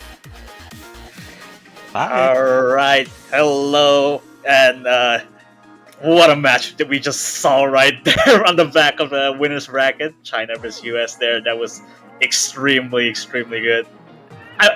Point contention to be one of the match of the year on the year of Mania World Cup for 2025. But I'm also joined by Ravale here, commentating for Chile versus Thailand. How you doing? Yeah, I think we're all having to take a breather, but we are having to immediately go into another very tight match, really, between Seed 6 and Seed 7. Chile versus Thailand fighting for their tournament lives. Winner of this will be facing South Korea tomorrow.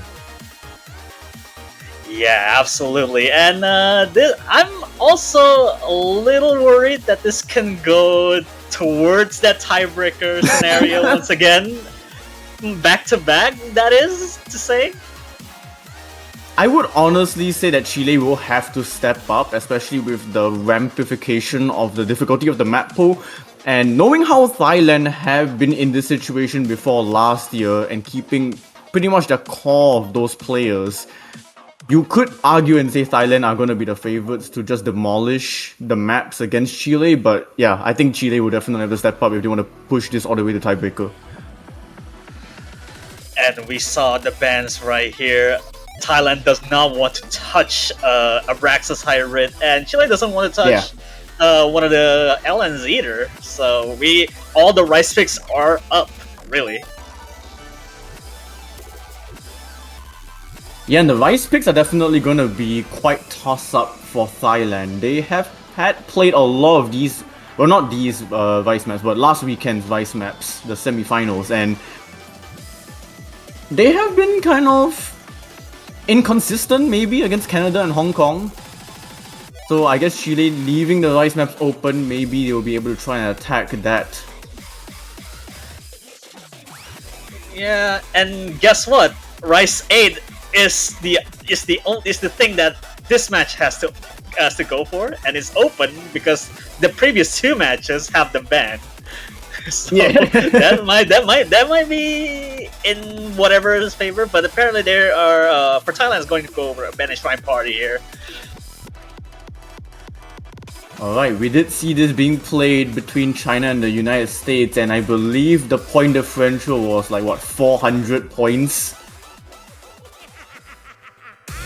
That is just eerily close, that is. Especially when you see previous match are being decided by 3-digit lead. And that's not even a lead, even. Yeah.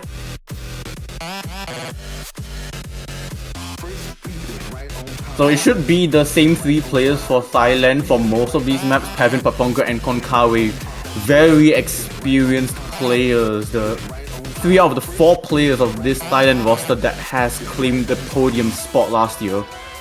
And as for Chile, they're definitely going to see if they can try and break into the top 4 for the first time in 4K World Cup history. I think we're at a point that Thailand will have the like a 3-player paradox, because Pavin, Parpong, and Konkawi are going to be sitting in it for playing most of the maps in this finals round. Although there is one pick specifically for Thailand, and that is Achi will be. I would say that maybe they can go play Korjak in Konkawi's stead, in just to see if they can actually handle. I guess a little bit higher BPM, but definitely much higher density, that is. Yeah, but it remains to be seen. Berserk Forces has not been played yet.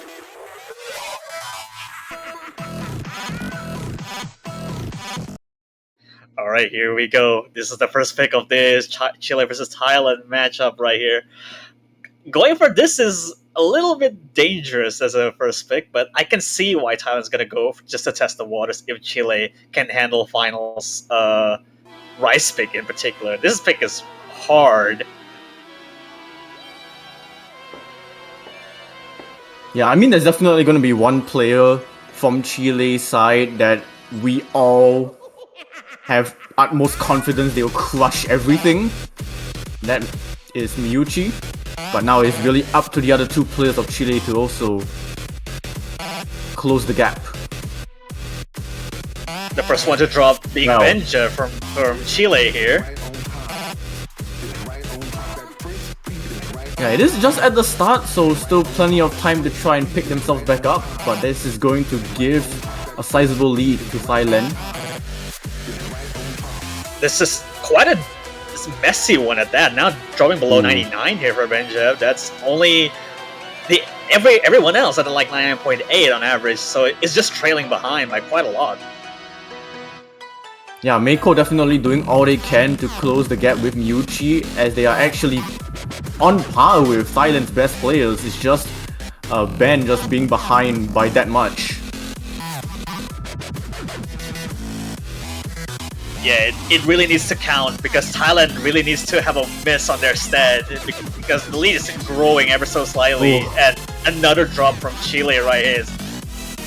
Yeah, this is going to be the major issue that I feel that Chile are going to be facing now that they are up against Thailand. Chile have some incredible players, but as a team, as a unit, when you're going up against Thailand, these 3 players on your screen on the Team Blue side, they're gonna destroy every map. And that's another one from Chile, Meiko, the second to fall. Only 1 FC versus 3, or I guess full team even, for Thailand right now. It's really struggling to see that the Chilean side it's not a bad score at all. It's just not keeping up with their best of the best players from Thailand even. It's just really hard crushing. Yeah, now that we're in the finals weekend, these maps have gone significantly harder. Obviously, Miyuchi doesn't really care. Just completely destroying this map so far, 99.94, but it's really just up to the other players of Chile. Are they able to step up? And at least on the first test, the first asking so far, they do seem to be a bit behind against the other 3 Thailand players. Might be one of the potentially biggest score difference in the finals weekend, I would say. Yeah, and it's just going to continue to grow for Thailand. They are all just kind of huddled around this 99.8 to mid 99.8 range. Very consistent. yeah, it's just continue dropping for more now for Vinja. It's not looking good, and just completely lost it in the last few rolls here. It's really just that's a score difference, and even the full team scored 3 FCs. That is just Yeah. insane to me. Yeah, that's the reason why Thailand placed third last year. Like, that is just disgusting to see. And yes, Miuchi inevitably takes the MVP of the lobby, but again, this is kind of the story of Chile. Unfortunately, over the last couple of years, it's just been Miuchi, and then it's just who are these second and third players? Can they keep up? Can they elevate Chile to the next level? I mean, so far they've been doing really well. This is a top 6 finish back to back. But if they want to try and sneak into that top 4, they have to beat this crazy Thailand team. Prime roster from last year, and it still is for it is just as of today. Even you can see just the three-man team that are just consistent all around. Go for hybrid this time for Chile. Yeah, interesting. They are definitely a lot closer to Thailand on the hybrids. They are definitely on a much closer proximity in terms of scoreline, I guess. But whether or not Anthrax and Bambi can step it up for Chile to beat up at least 2 of the main carries of Thailand, that is. Yup. Missing some swap from Chile, Anthrax and Bambi. Once again, Thailand still just keeping the same 3. Yeah, Thailand will most likely gonna be keeping the same 3 until we get to the core jack pick, and then you get to see Achik playing it most likely.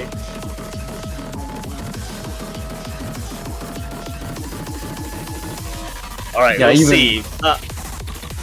Yeah, even without like any of the swaps for Thailand, like probably for the rest of the match, they are just holding their own. Yeah, we'll see, because I've heard Pavin saying that he hates this chart apparently because he kind of doesn't want to play in back in soft 6 or whatever. So we'll see. Well, times have changed. Let's see if they're able to improve from then.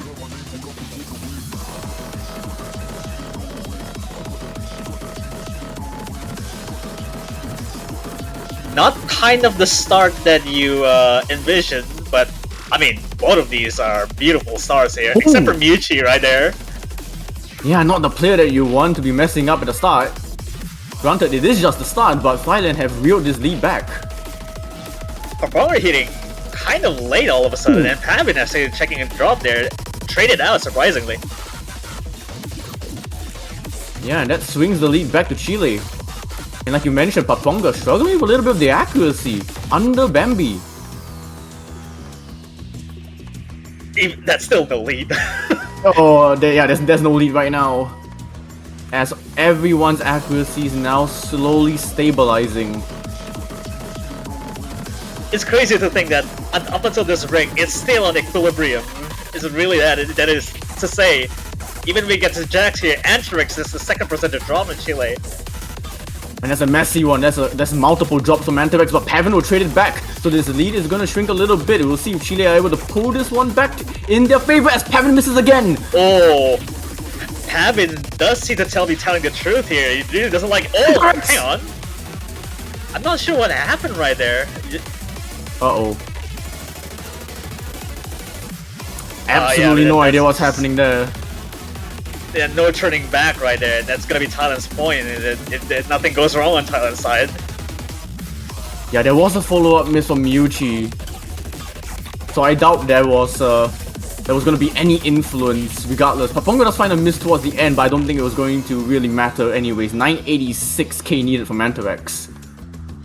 Yeah, 986k, and they already dropped like the long, I guess the 3-note jack like a couple of times already, and that's just cut down, and that lead's just not gonna go with Chile. So 2-0 for Thailand is the outcome for this. Yeah, fortunately it didn't matter. Anthrax had to MVP the team. It was not gonna happen, but yeah, it's not nice to just like see players either tabbing out or having some kind of external issue. So hopefully that this is just the first and the last time it happens. Yeah, hopefully no other issues arise from that, because otherwise it would really suck if it actually happens midway into the chart, Yeah. really.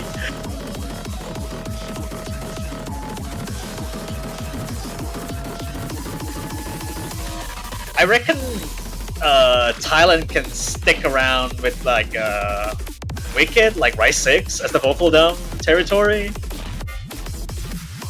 Yeah, I think just most Rice, they should be fine. Maybe avoid the Court Jack, but most of the Rice should be fine. Like, I even argue and say like Rice 2 might be up their alley. It could be there, but it's risky. Apparently, they're actually back-to-back hybrids, huh? Okay. I mean, it's really hard to base off hybrid 4. Hybrids against picking hybrids back to back is, I don't know what to expect out of this. At least from what we know, it's gonna be a roll of the dice, but I think Thailand are also just banking on the fact that Chile's hybrid team score, regardless of what Anthrax scored, is still a bit shaky compared to themselves.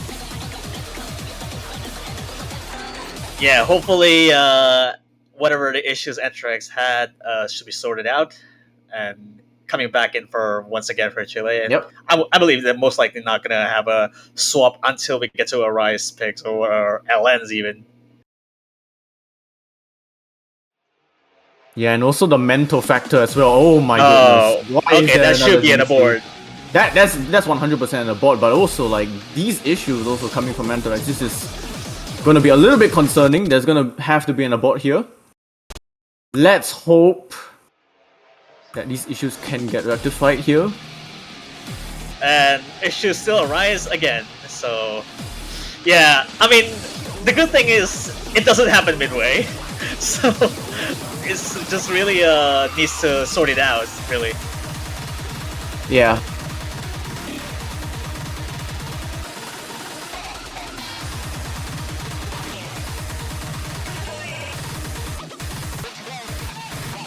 Let's hope the issues can get rectified and we can have this match continue smoothly.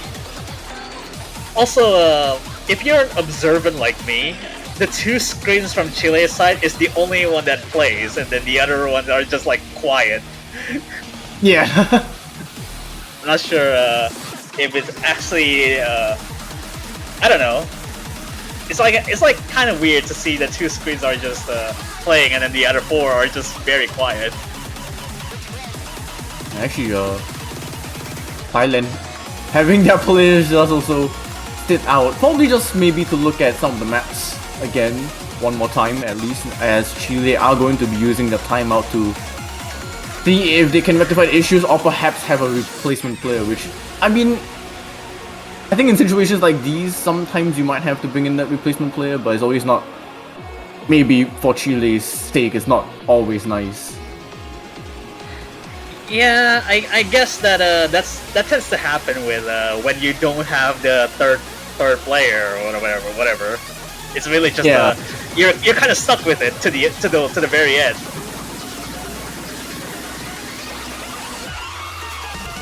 And there's also the issue of having to just sit and wait, and perhaps you might be the opposite of warmed up. Warm down? Yeah, cool down. To cool down, yeah. There you go. Warm down doesn't feel right. Yeah, that could also be what Konkawi and Pavin have probably left to probably do.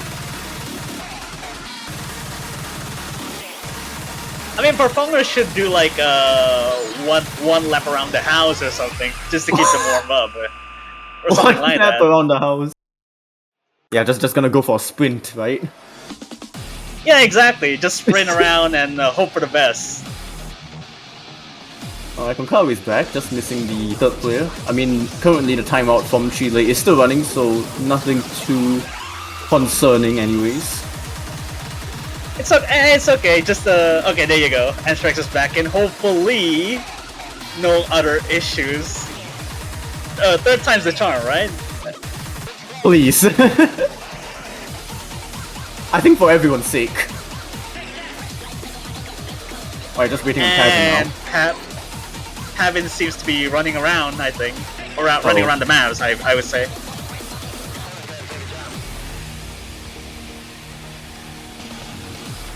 There we go. Alright, hopefully... Okay, this time around, hopefully Chile does not have any issues. Fingers crossed. But whether or not it would impact their scoring capability because of not warming up after resolving that issue. That is true, but also it can apply to Thailand as well, so... Well, Could still be Propeller already faking. cool. Propeller already Cool down. I think. Well, let's see.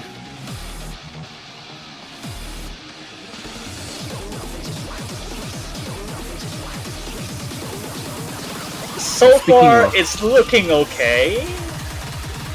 Yeah, but also speaking of Paponga being cooled down, the accuracy being the outlier of the lobby.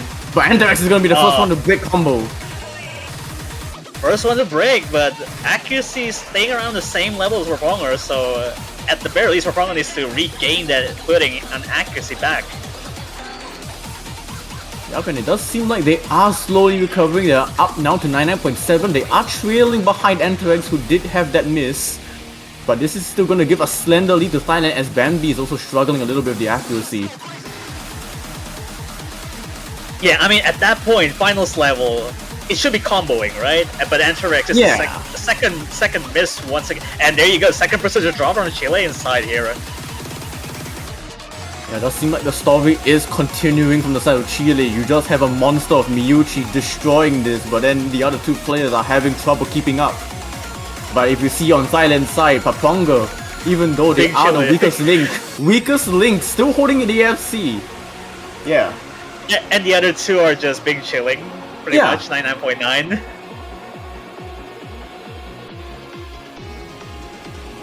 This is why Thailand are to be feared, and especially going into the end stages of the World Cup. These are the players that you're gonna have to face as a unit. It's still absurd to me that players are still holding 99.9, like treating them as they're like round of 32 maps, really. Yeah, it's finals weekend. Like, what's going on?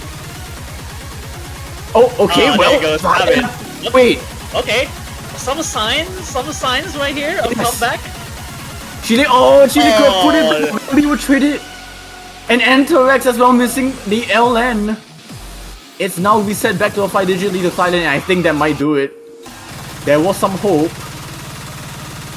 There was some rekindling, some spark of hope right there, but unfortunately Chile was not able to recover after that miss from two people, Bambi and Anthrax. Yeah, Paponga finding the miss at the end, but Miyuchi and Konkawa standing strong with FC. Let's see that accuracy. Yeah. If you want double S on that, that's just not that's alright, okay. To Miyuchi is just another typical Saturday, I guess. Yeah, another day in the office. Definitely in an alternate timeline, this could have been extremely close, given the messy misses from Paponga and Pavin, but ultimately it is still going to be a third point to Thailand, but now Chile will have another pick. 3-0 in favor of Thailand, and at this point, Chile has gonna. I mean, Ooh. okay, Chile is picking service tension, the stamina. I guess a stamina-ish chart. Well, stamina is Okay. kind of an oxymoron because this has everything in it. Yeah. Okay, I'm liking this. Although, let's see Thailand's scores from last weekend. They did play Rise 3. They have a 2979.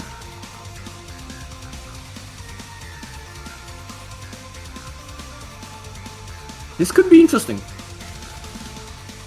Yeah, I'm ever so slightly worried about Chile's three-man team here. I mean, sure, Miyuchi was going to be staying in every single pick.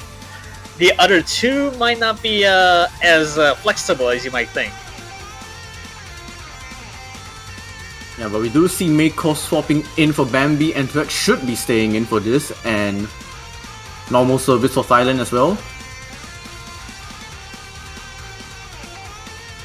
Yeah, we haven't seen Nachi, we haven't seen Korjak just yet, so Thailand's going to be still sticking in for these same players. Yeah, I think if Vice 4 were to come out, it would be the Hail Mary pick from Chile. I do not see any plausible universe that Thailand would go for Vice 4.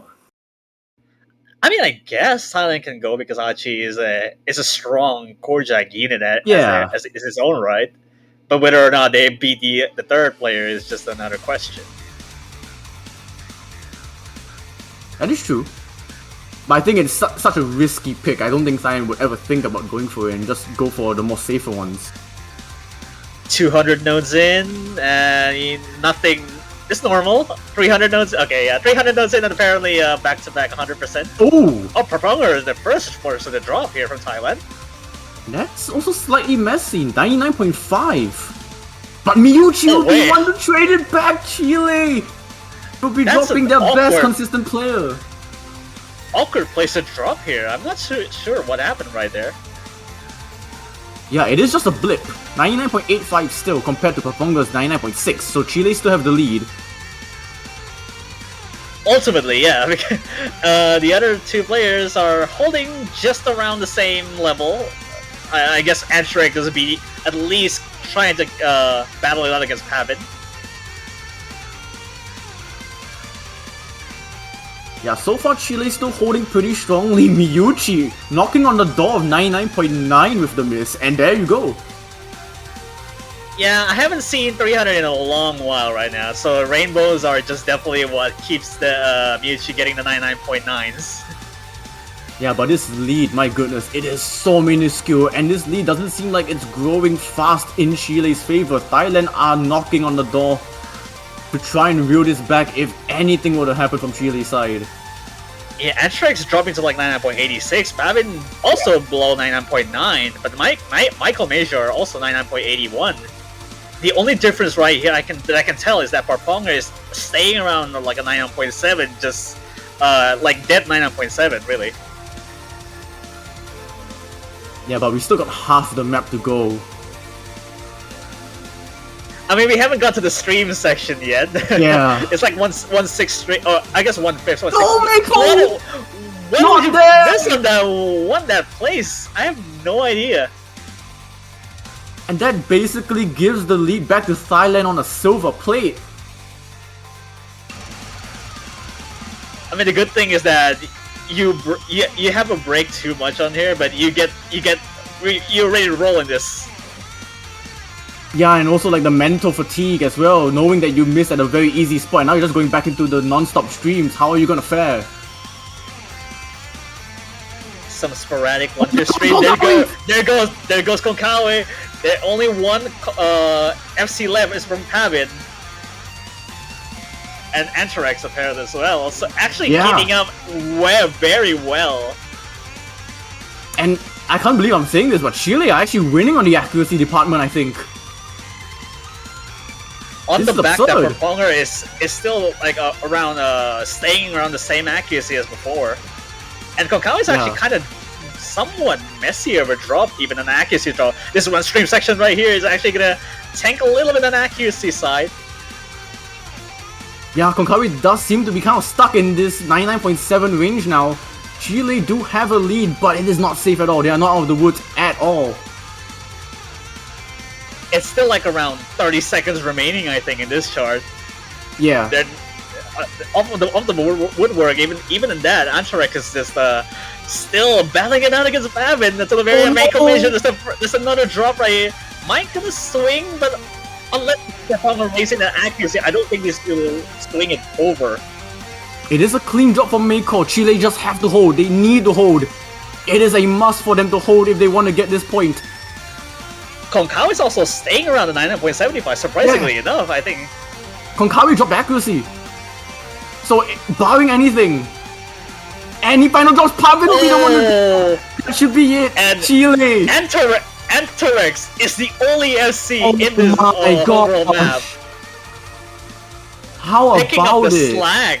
Picking up the slack here for Chile. Look at that. The MVP, like, just barely though, by even Mewtwo 994K.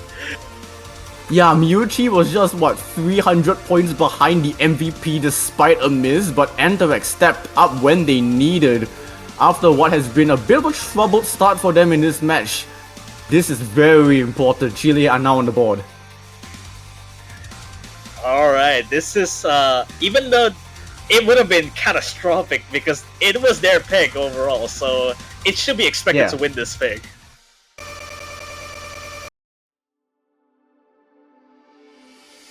We'll see what Thailand decides. We'll see what Thailand decides to go with here. Are they gonna go Shadows of Kaz? I mean, they could. Like, I think it is still a safe option. It is a safe option, but it is also the funny hybrid. Not the funny in terms of complexity. It's just hard and dense.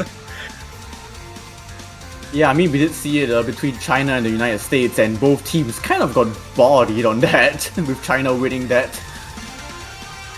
Yeah, it supersedes every single expectations that I ever had for Thailand in terms of scoring. Oh my god, okay. They're going Rice 1! Huh. That's an interesting choice. I mean, Thailand have been historically pretty good on Rice 1. They got 2988 on Senko. That's second out of 12 plays. But Chile, they're not too far behind.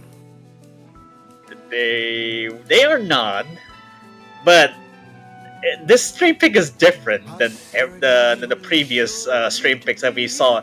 It's not just single streams anymore. It's just it's on the level of dumb territory, similar to the Rice 6, but this is just weird in every single way.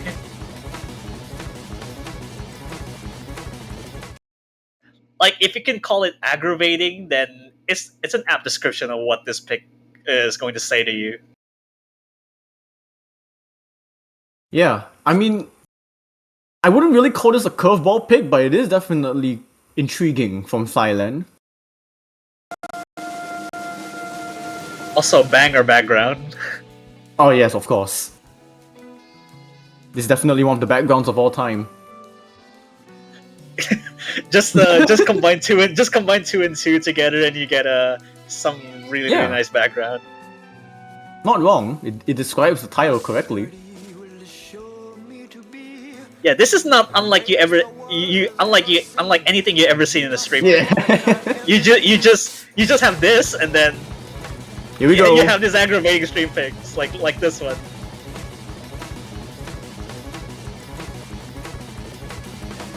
Lovely stuff. Does seem like Chile have a bit of an edge on the accuracy.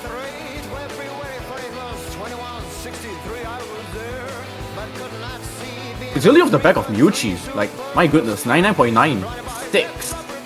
I just don't want to mention because that's what happens in like Surface Tension before. Missed at the intro a bit. But perhaps all these players are slowly warming themselves up as well, so maybe we'll be seeing less of that. But of course, as the map goes on, then the risk of missing. This stream is very rolly. I'm so concerned. Oh my god, Anterex! Oh, the lead's gonna go over! It was a messy drop from them. They still keep the combo, but that gives the lead to Thailand. But, I mean, quote-unquote lead. Okay, they still hang on a little bit there. They are holding And on. Mewtwo is as well. Why? Okay, I forgot how long this is. I forgot how long this pick is. Oh my Yeah, goodness, only this is halfway like through 500 this. points. And we still have the same thing over and over, except in the back 30 seconds of this. Yeah, this is definitely the perfect time for you to just kind of mentally reset and get ready for what's to come.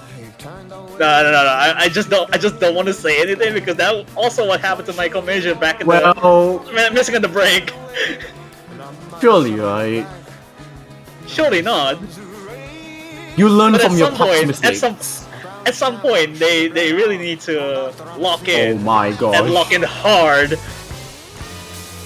Here we go again. Okay, there you go. Oh I mean, my gosh. The vocals need to shut up because it's actually disturbing. Oh my gosh, it's actually Oh my closer than God. before. I can't believe it. Thailand are How not is this- letting this lead go. They are holding on to it for dear life. There is no lead still. Antarax is slowly pulling their accuracy back up as well. This lead might actually swing it over to Chile if Thailand can't do anything about Yeah. it. What is this? Oh, 300? oh no. We're at the back end of this chart now. Oh There's my no way. gosh. And he missings way. it. And he missings this. No, don't do this. Don't do this at the very end. This is actually getting very close. Can Chile hold on for a break point in this match? But Miyuki! No. Out of all of the players, but Pavin retreated! There's enough time! There's not enough Oh my time! god. Saved by the Just bell! At the back end of the chart, 2 players miss right at the very end, and that miss was Messi for Muka. Oh yeah, it was very messy. Oh, what a huge point for Thailand. Oh, and Chile are just, they are just going for ice too. Oh, apparently, I just didn't notice that. Apparently, that's a 2v1 double S, and without the Yeah. miss from Pavi, that could have been 3v1 double S. I have Finals no weekend. idea how you do that. Finals weekend. But yeah, no nonsense from Chile. They probably had this planned out. They are immediately going for it. We go from streams to jump streams. How do you go from this and then just go to a jump stream that has 10% Man. LNs in it? 10% LNs in it. 10% LNs. So that means it's gonna be decided by the LNs, right? Long node map. In my rights. Long note, man. Oh man.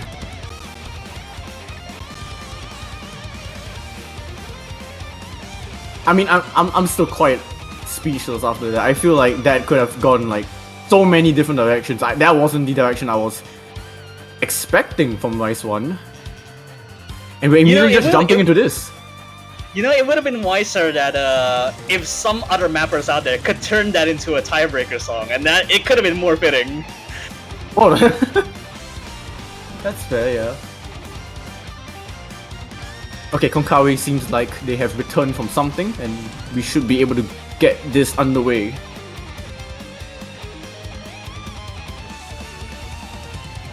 Yeah, hopefully this could regain that moment that adrenaline back, because Yeah. this pick is really what Chile has to win, like right here right now. They are down, but they are not out. Yeah, 200s on LNs as expected from Michael, Aw. of course. Of course, LN map, aware. Staring down whether or not you release it way too oh. We haven't got to Well. the just stream and it just paused. Is that No, Ventral? that's not a drop. That's not a That's drop. That's not a drop. False alarm. Yeah, but Chile do have the accuracy lead though. Right? Yeah, I think so. Should Oh, be, ooh. yeah. I mean, Pavin is on the decline in accuracy a little bit. It's mostly just from Maycole. But the 200 on LN, understandably Yeah. so. The LN mattered. Oh my Would have been goodness. heartbreaking if the LN was actually decided by the LN. That could have been such I don't want to devastating. think. I don't want to think about a future where that's plausible because at the moment it might. I mean, Chile do have the lead, but like It could it's gonna have flicker. been. It could have been because Yeah. at this point in time, the lead is nothing. Now it seems like they are recovering quite well. They are matching Konkawi, actually beating out Konkawi. Yeah, just a fair. I mean, Kokawe on the decline a little. Probably regaining. I mean, surely, but Michael Yeah. is also on the same level as Konkawe. Yeah, it's really just Miyuchi just beating out their counterpart from Thailand. Antorex matching Pavin, Meiko matching Konkawi. So this lead is just off the back of Miyuchi, but we have seen a lead off the back of Miyuchi before, and we all know what happened. So Okay. Yeah, we all know what happened at the end. So yeah, only is this time is Meiko the top? Meiko. This time it's Meiko though, so the lead's gonna go over. there is still time. It's not like the previous map. There is time, but Antorex will drop. Oh, yeah, there goes the lead to Thailand now, going to the five digits near the break here, or I guess the LNs, I suppose. Miyuchi, There's no no! FCs remaining. There's no FCs remaining on Chile. Oh, they're crumbling. And Thailand are just stepping on the corpses of Chile as Antorex finds another miss. Thailand have And that's completely torn this map apart. Apparently, that's a three-way FC is expected from Thailand. Oh right my there. gosh, what is this That's, team score? 95 on mute as well, what? Yeah, well, that's the only mistake is that from the before the break section comes in from Ichi there. Yeah. That's a shame, really. I mean, this is a crazy team score from Thailand. I mean, you know what? I think ratio-wise, Chile won that. Just the outlier. Yes. The outlier is that Yes. the only thing that is a double digit against that the lowest is by 200, 300s.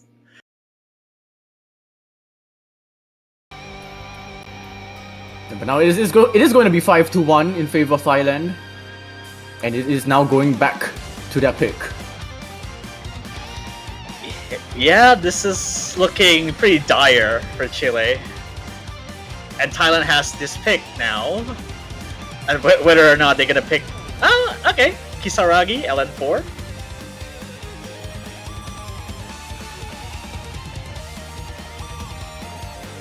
Oh, first time we get to see an LN map in this match.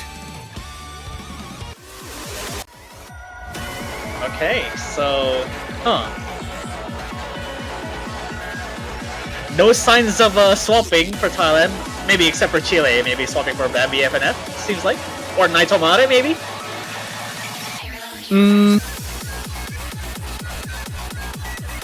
Yeah, I mean, both players are good options. Yeah, definitely no swaps in from Thailand. Unless, what, Matcha Latte just suddenly makes a surprise appearance, but I don't think that's gonna be the case.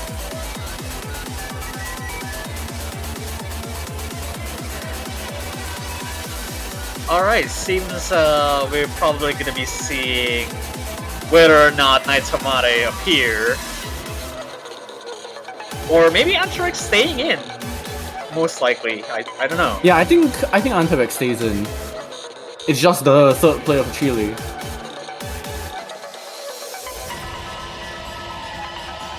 Okay, Naitomare comes in.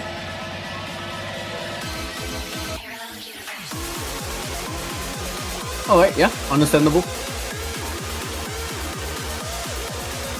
Yeah, this pick is a... I mean, thankfully this is a cut version of the rank version, and it's an upgrades, because pool's not hard enough without it.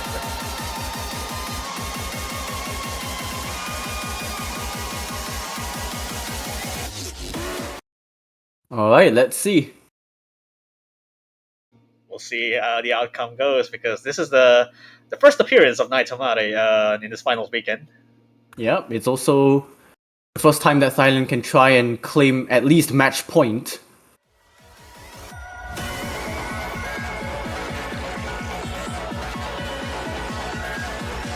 Decent start, I guess, for until we get to like some bursty LNs. Oh, Paponga actually having a bit of some messy releases. Dipping the accuracy Yeah. back down to 9.3, but Overholding see. some of it. yeah. I mean, with the nature of this map. I mean, you never know until we get to like long node 1 pick, but this pick is just on releases are easy, you know, but the coordination Ooh. is different. And Kokawa and Naito, Oh, is that within 30 seconds? I think it might, but I may be wrong. it could be a point of contention because since I saw the pie chart is like, yeah, okay, there's on the board right there. Because Okay, the pie chart is like give it a bit. 20%. Yeah, the pie chart is like 20% of it, and it's like almost over 30 seconds. But apparently that's on the board, so there's a retry for that.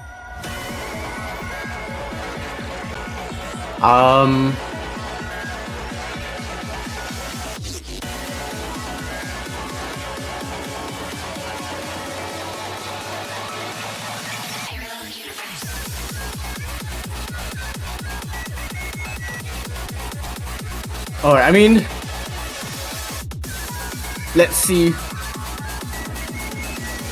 how the second attempt goes. I mean, we've already experienced it before. Well, it is technically fourth attempt. Overall, Since yeah. it's, if you count towards like the previous maps we saw before, then make it 4.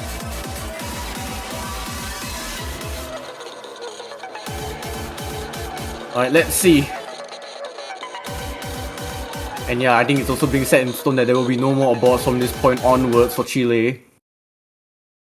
Yeah, this should serve a little bit of a hint that they need to really get ready up here and make sure no other issues to be found after. So take 2 or take 4, I guess. Take 4 of the match map not starting strongly.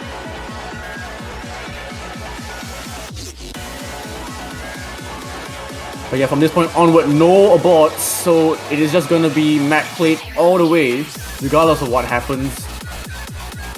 And it does seem like it starts the same way as the first, Paponga being the accuracy outlier in the lobby. Seems like still has some overholding issues out of it.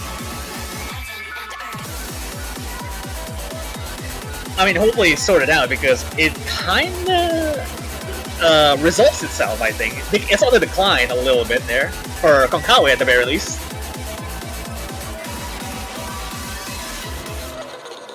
Yeah, a bit of a stronger start from Chile's side this time round, but Thailand still within striking distance, but Paponga does find a couple of 200s there.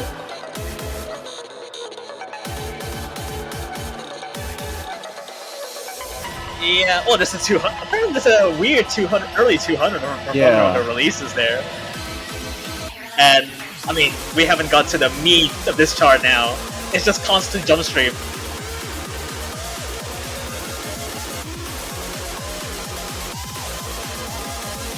And this lead is actually growing towards Chile. They are not letting up. The accuracy is still stabilizing from there. Even though this is like a 5,000 point lead, that lead is gonna undo if one of them have a mistake in releases here. Yeah, and it does It's seem shrinking like... now. Naitamata is 99.65. Konkawa is like reversing the role here, apparently. Konkawa is 99.75 now.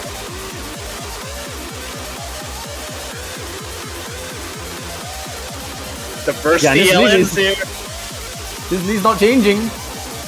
Everyone's going through these bursty LNs just fine. Just a couple of accuracy jumps for Paponga. This lead now extends to 5,000 points. Still holds the full combo, and comboing does matter a whole lot here. Then straight up missing. Antarex, the first person to drop here. Even though this very clean one is gonna shift a little bit. Is it actually? Just a little bit, because that drop is clean. That drop is clean enough to make at the end. It is still Chilean lead. There's still a quarter of this map left. Paponga is still sitting ducks here. Oh no, that's a miss right there. You're right as I say that. What's up with these players missing on the break sections and then immediately having to play the difficult ones right after? But Antarex finds another drop. That's It's clean again. A clean one. We're still at the last 25 seconds or so in this chart. Chile will have to hold on for dear life, but Naito Mami will find a miss. This could actually swing into Thailand. Performers needs to regain that accuracy back up. It's still not changing out of the 99.41. Oh my god. He's still not budging at all. Performer needs to regain that footing back up. Wait, It's dropping though. Chile got it. Chile, And no. Oh my god. Why would you do that at the very end of it? What? That could have costed that lead if it was like 5 notes earlier. What? I don't understand what's going on in this match. It's a Chilean point. Can I mention just that by purely ratio alone, Yuka has such a good ratio that the MVPs, even with having like 1-200 over all the insanity this chart going on. Yeah, 623 normal 300s. Haven't had 849.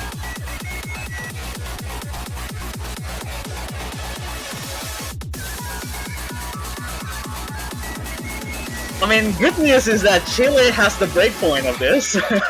So Yeah, it's like at what cost, right? It's like Chile, you probably don't want to go for L-Lens regardless of that, so you're still gonna have to stick with the Rise, most I likely. mean, they still have one more life after that. They do. But it's like, yeah, you get that second point, but your options are still limited regardless. It's not like, you know, winning that LN 4 means like, oh, we can maybe go for LN 1 and LN 2. Unless they know something that we don't. Well, I mean, the closest thing for LN4 is LN2, and Chile is strong at the jump. Right. Oh, there goes Here we go. Forces. Achi's probably going in, I think, for Thailand. Yeah, it is probable. It's not out of the question that Thailand still keep their 3 players, but I think Archie should be coming in. Okay, Konkari's out. Yeah, there you go. Archie's in. Alright, first appearance for Achi after, well, I guess semifinals. Achi played Korjak, and this one, no difference. The only sad thing about this song is that it's on upright, so I can't even hear the original, like the Yeah, that's right. what it sounds like at a normal beat, normal tempo. Okay, now here's the thing with this pick. Yes, Archie is coming in. Archie did MVP this for Thailand, I believe, against Canada. However, against Hong Kong, they were the reason why they lost on this map. So they have shown to be an extremely strong Korjak player, but they have also shown inconsistency. So this is kind of where Chile might be seeking out the opportunity to try and get a 3rd point just from that alone. Achi is the key main sharpshooter of, I guess Korjak is just all about sharpshooting, and Achi is very well trained for that. But at that point is just whether or not they can keep up with the density, and even though the density is not much higher, but the BPM is kind of exponential if you're not being able to handle 153 if I'm like last pool.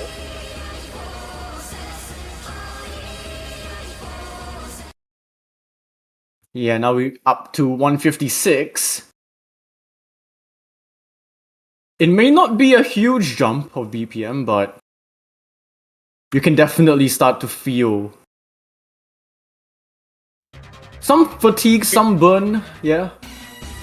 Yeah, just a little bit. Although this has more. Oh no! Well, oh no! I alluded to this. Archie will be the first one to drop, and it's not a clean one at that. I didn't see where the miss was. Was it like the burst or the Korjak itself? I think they just weren't like prepared or something. I'm not too sure. It might be one of the Korjaks, but not the start you want if you're Thailand. But of course, this is still anyone's game regardless. Yeah, but at that point, is like 97 after that one whole drop is not pretty.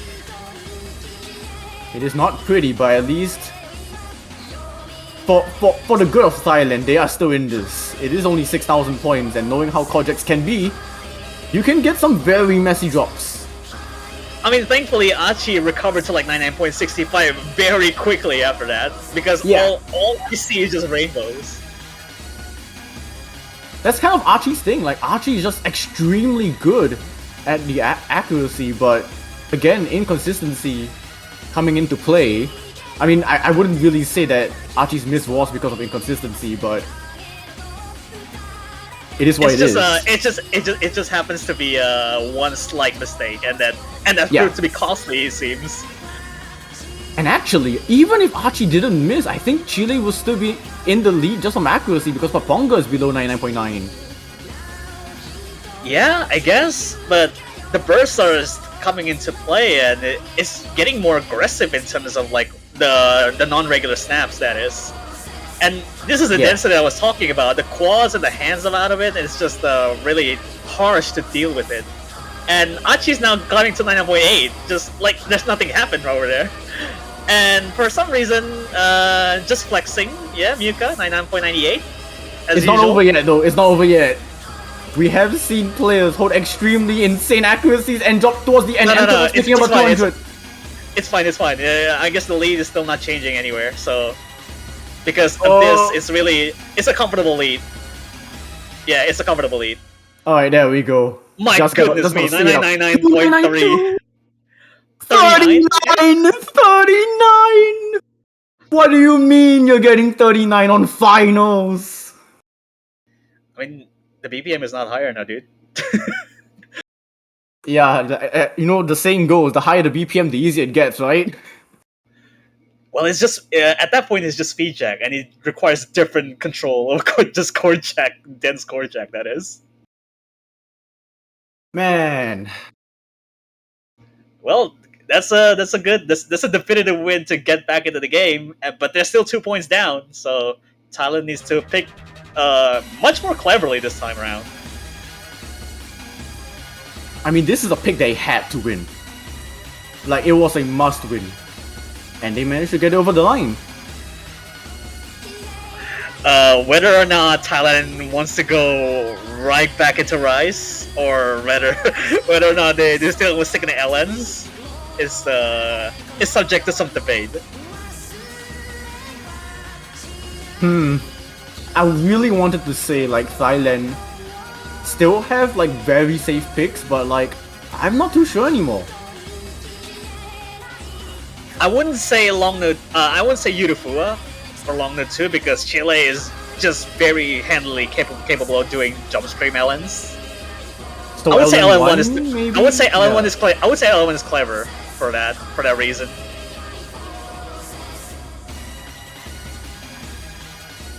That's kind of the risk that you're gonna have to take, because if Thailand do drop again, it would be 4-5, and then Chile would have the opportunity to make things level. After what seemed like an extremely out of reach match for Chile. Oh, okay, hold on, not too shabby, not the worst pick in the world, considering how Abandoned Shrine Party went.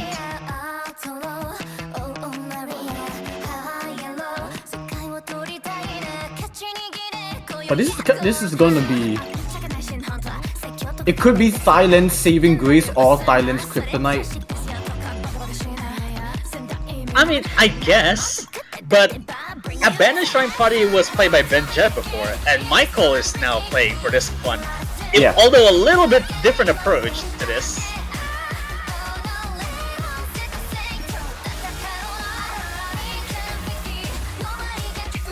Thailand did play Rise 6 last weekend, but they had the number 1 score, but they also have a number 10 score. So a bit inconsistent in that area. Yeah, apparently this is a 100% pick rate for this, from what I saw from the stats. Yeah, so far it is 100% pick rate. South Korea played it, China, United States played it, sorry. And China currently have the, I believe, number 1 score of 2967. Teams do really love Suisei, huh? Oh, sorry, United Kingdom have the number 1 score, 2971. I stand corrected.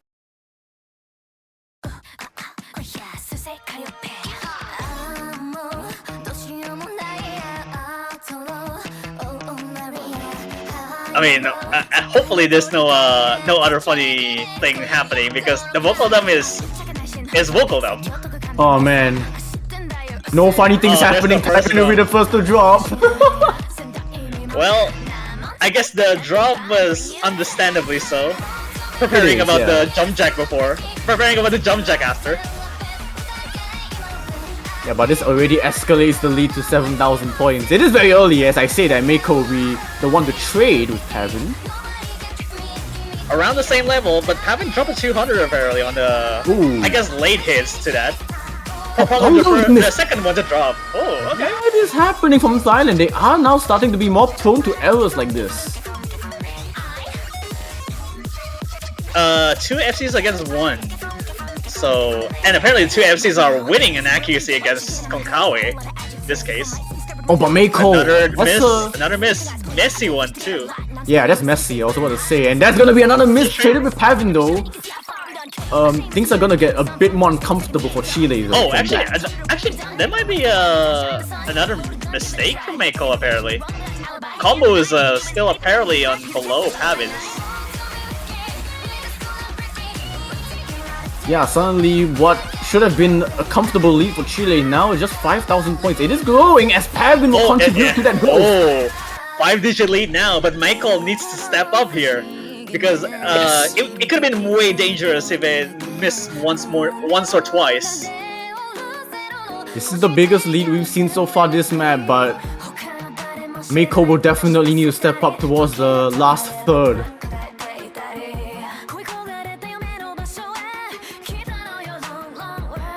Once we get to the last quarter of it, it should be all hell breaks loose in terms of vocal dump.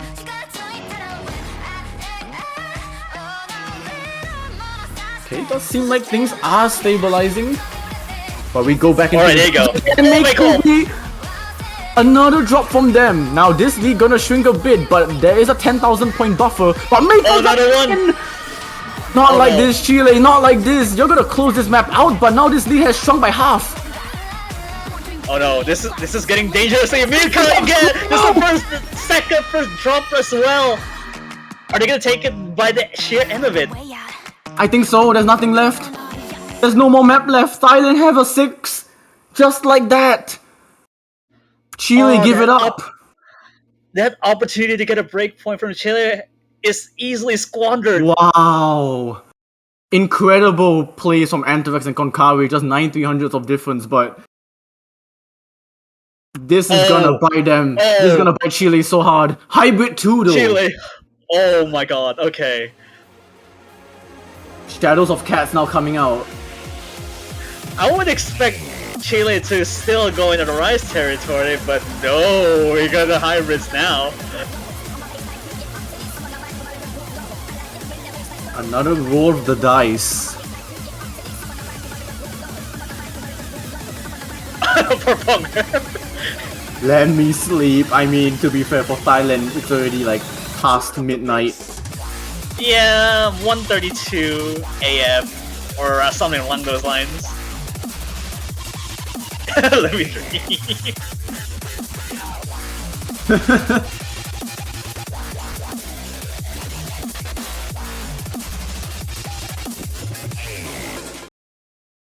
Alright, let's see if Thailand can close it out here, or if Chile still can try and claw something back for their tournament hopes of making top 4 at least. Yeah, this is whether or not the question would be if any of these 6 players love the Long Jacks in this, then that's another case of whether or not you can handle this entire chart.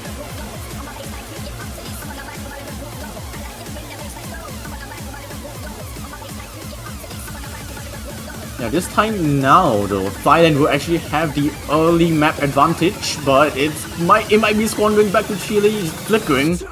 So, Bambi with the first miss. Turn up the base and the first miss come from Chile's side. Oh, and that's a very rough miss from Bambi. The Long Jacks. Long Jacks are claiming victims for Milka and Verponger. Messy one from Paponga, clean from Yuchi, but this lead's still gonna stay for Thailand's side. More long jacks coming out right here. Bambi FNF is taking more mistakes here. Muka is not handling as solidly as you wanted to. Yeah, Thailand are just saying we want to end this now. We want to go to sleep. Pavin Konkawi holding torches high for Thailand. 20,000 points. Oh, We have boy, now a this break. is not getting dire here with Chile. 20k lead goes to Thailand. Yeah, and Bambi dipping below 99 for a split second with that miss. This Most could likely be not all she being wrote. handling. Yeah, most likely not being doing to handle these shields particularly well. Yeah, these shields are egregious. They are brutal. They are so in your face and they are so hard to really act and time well, honestly.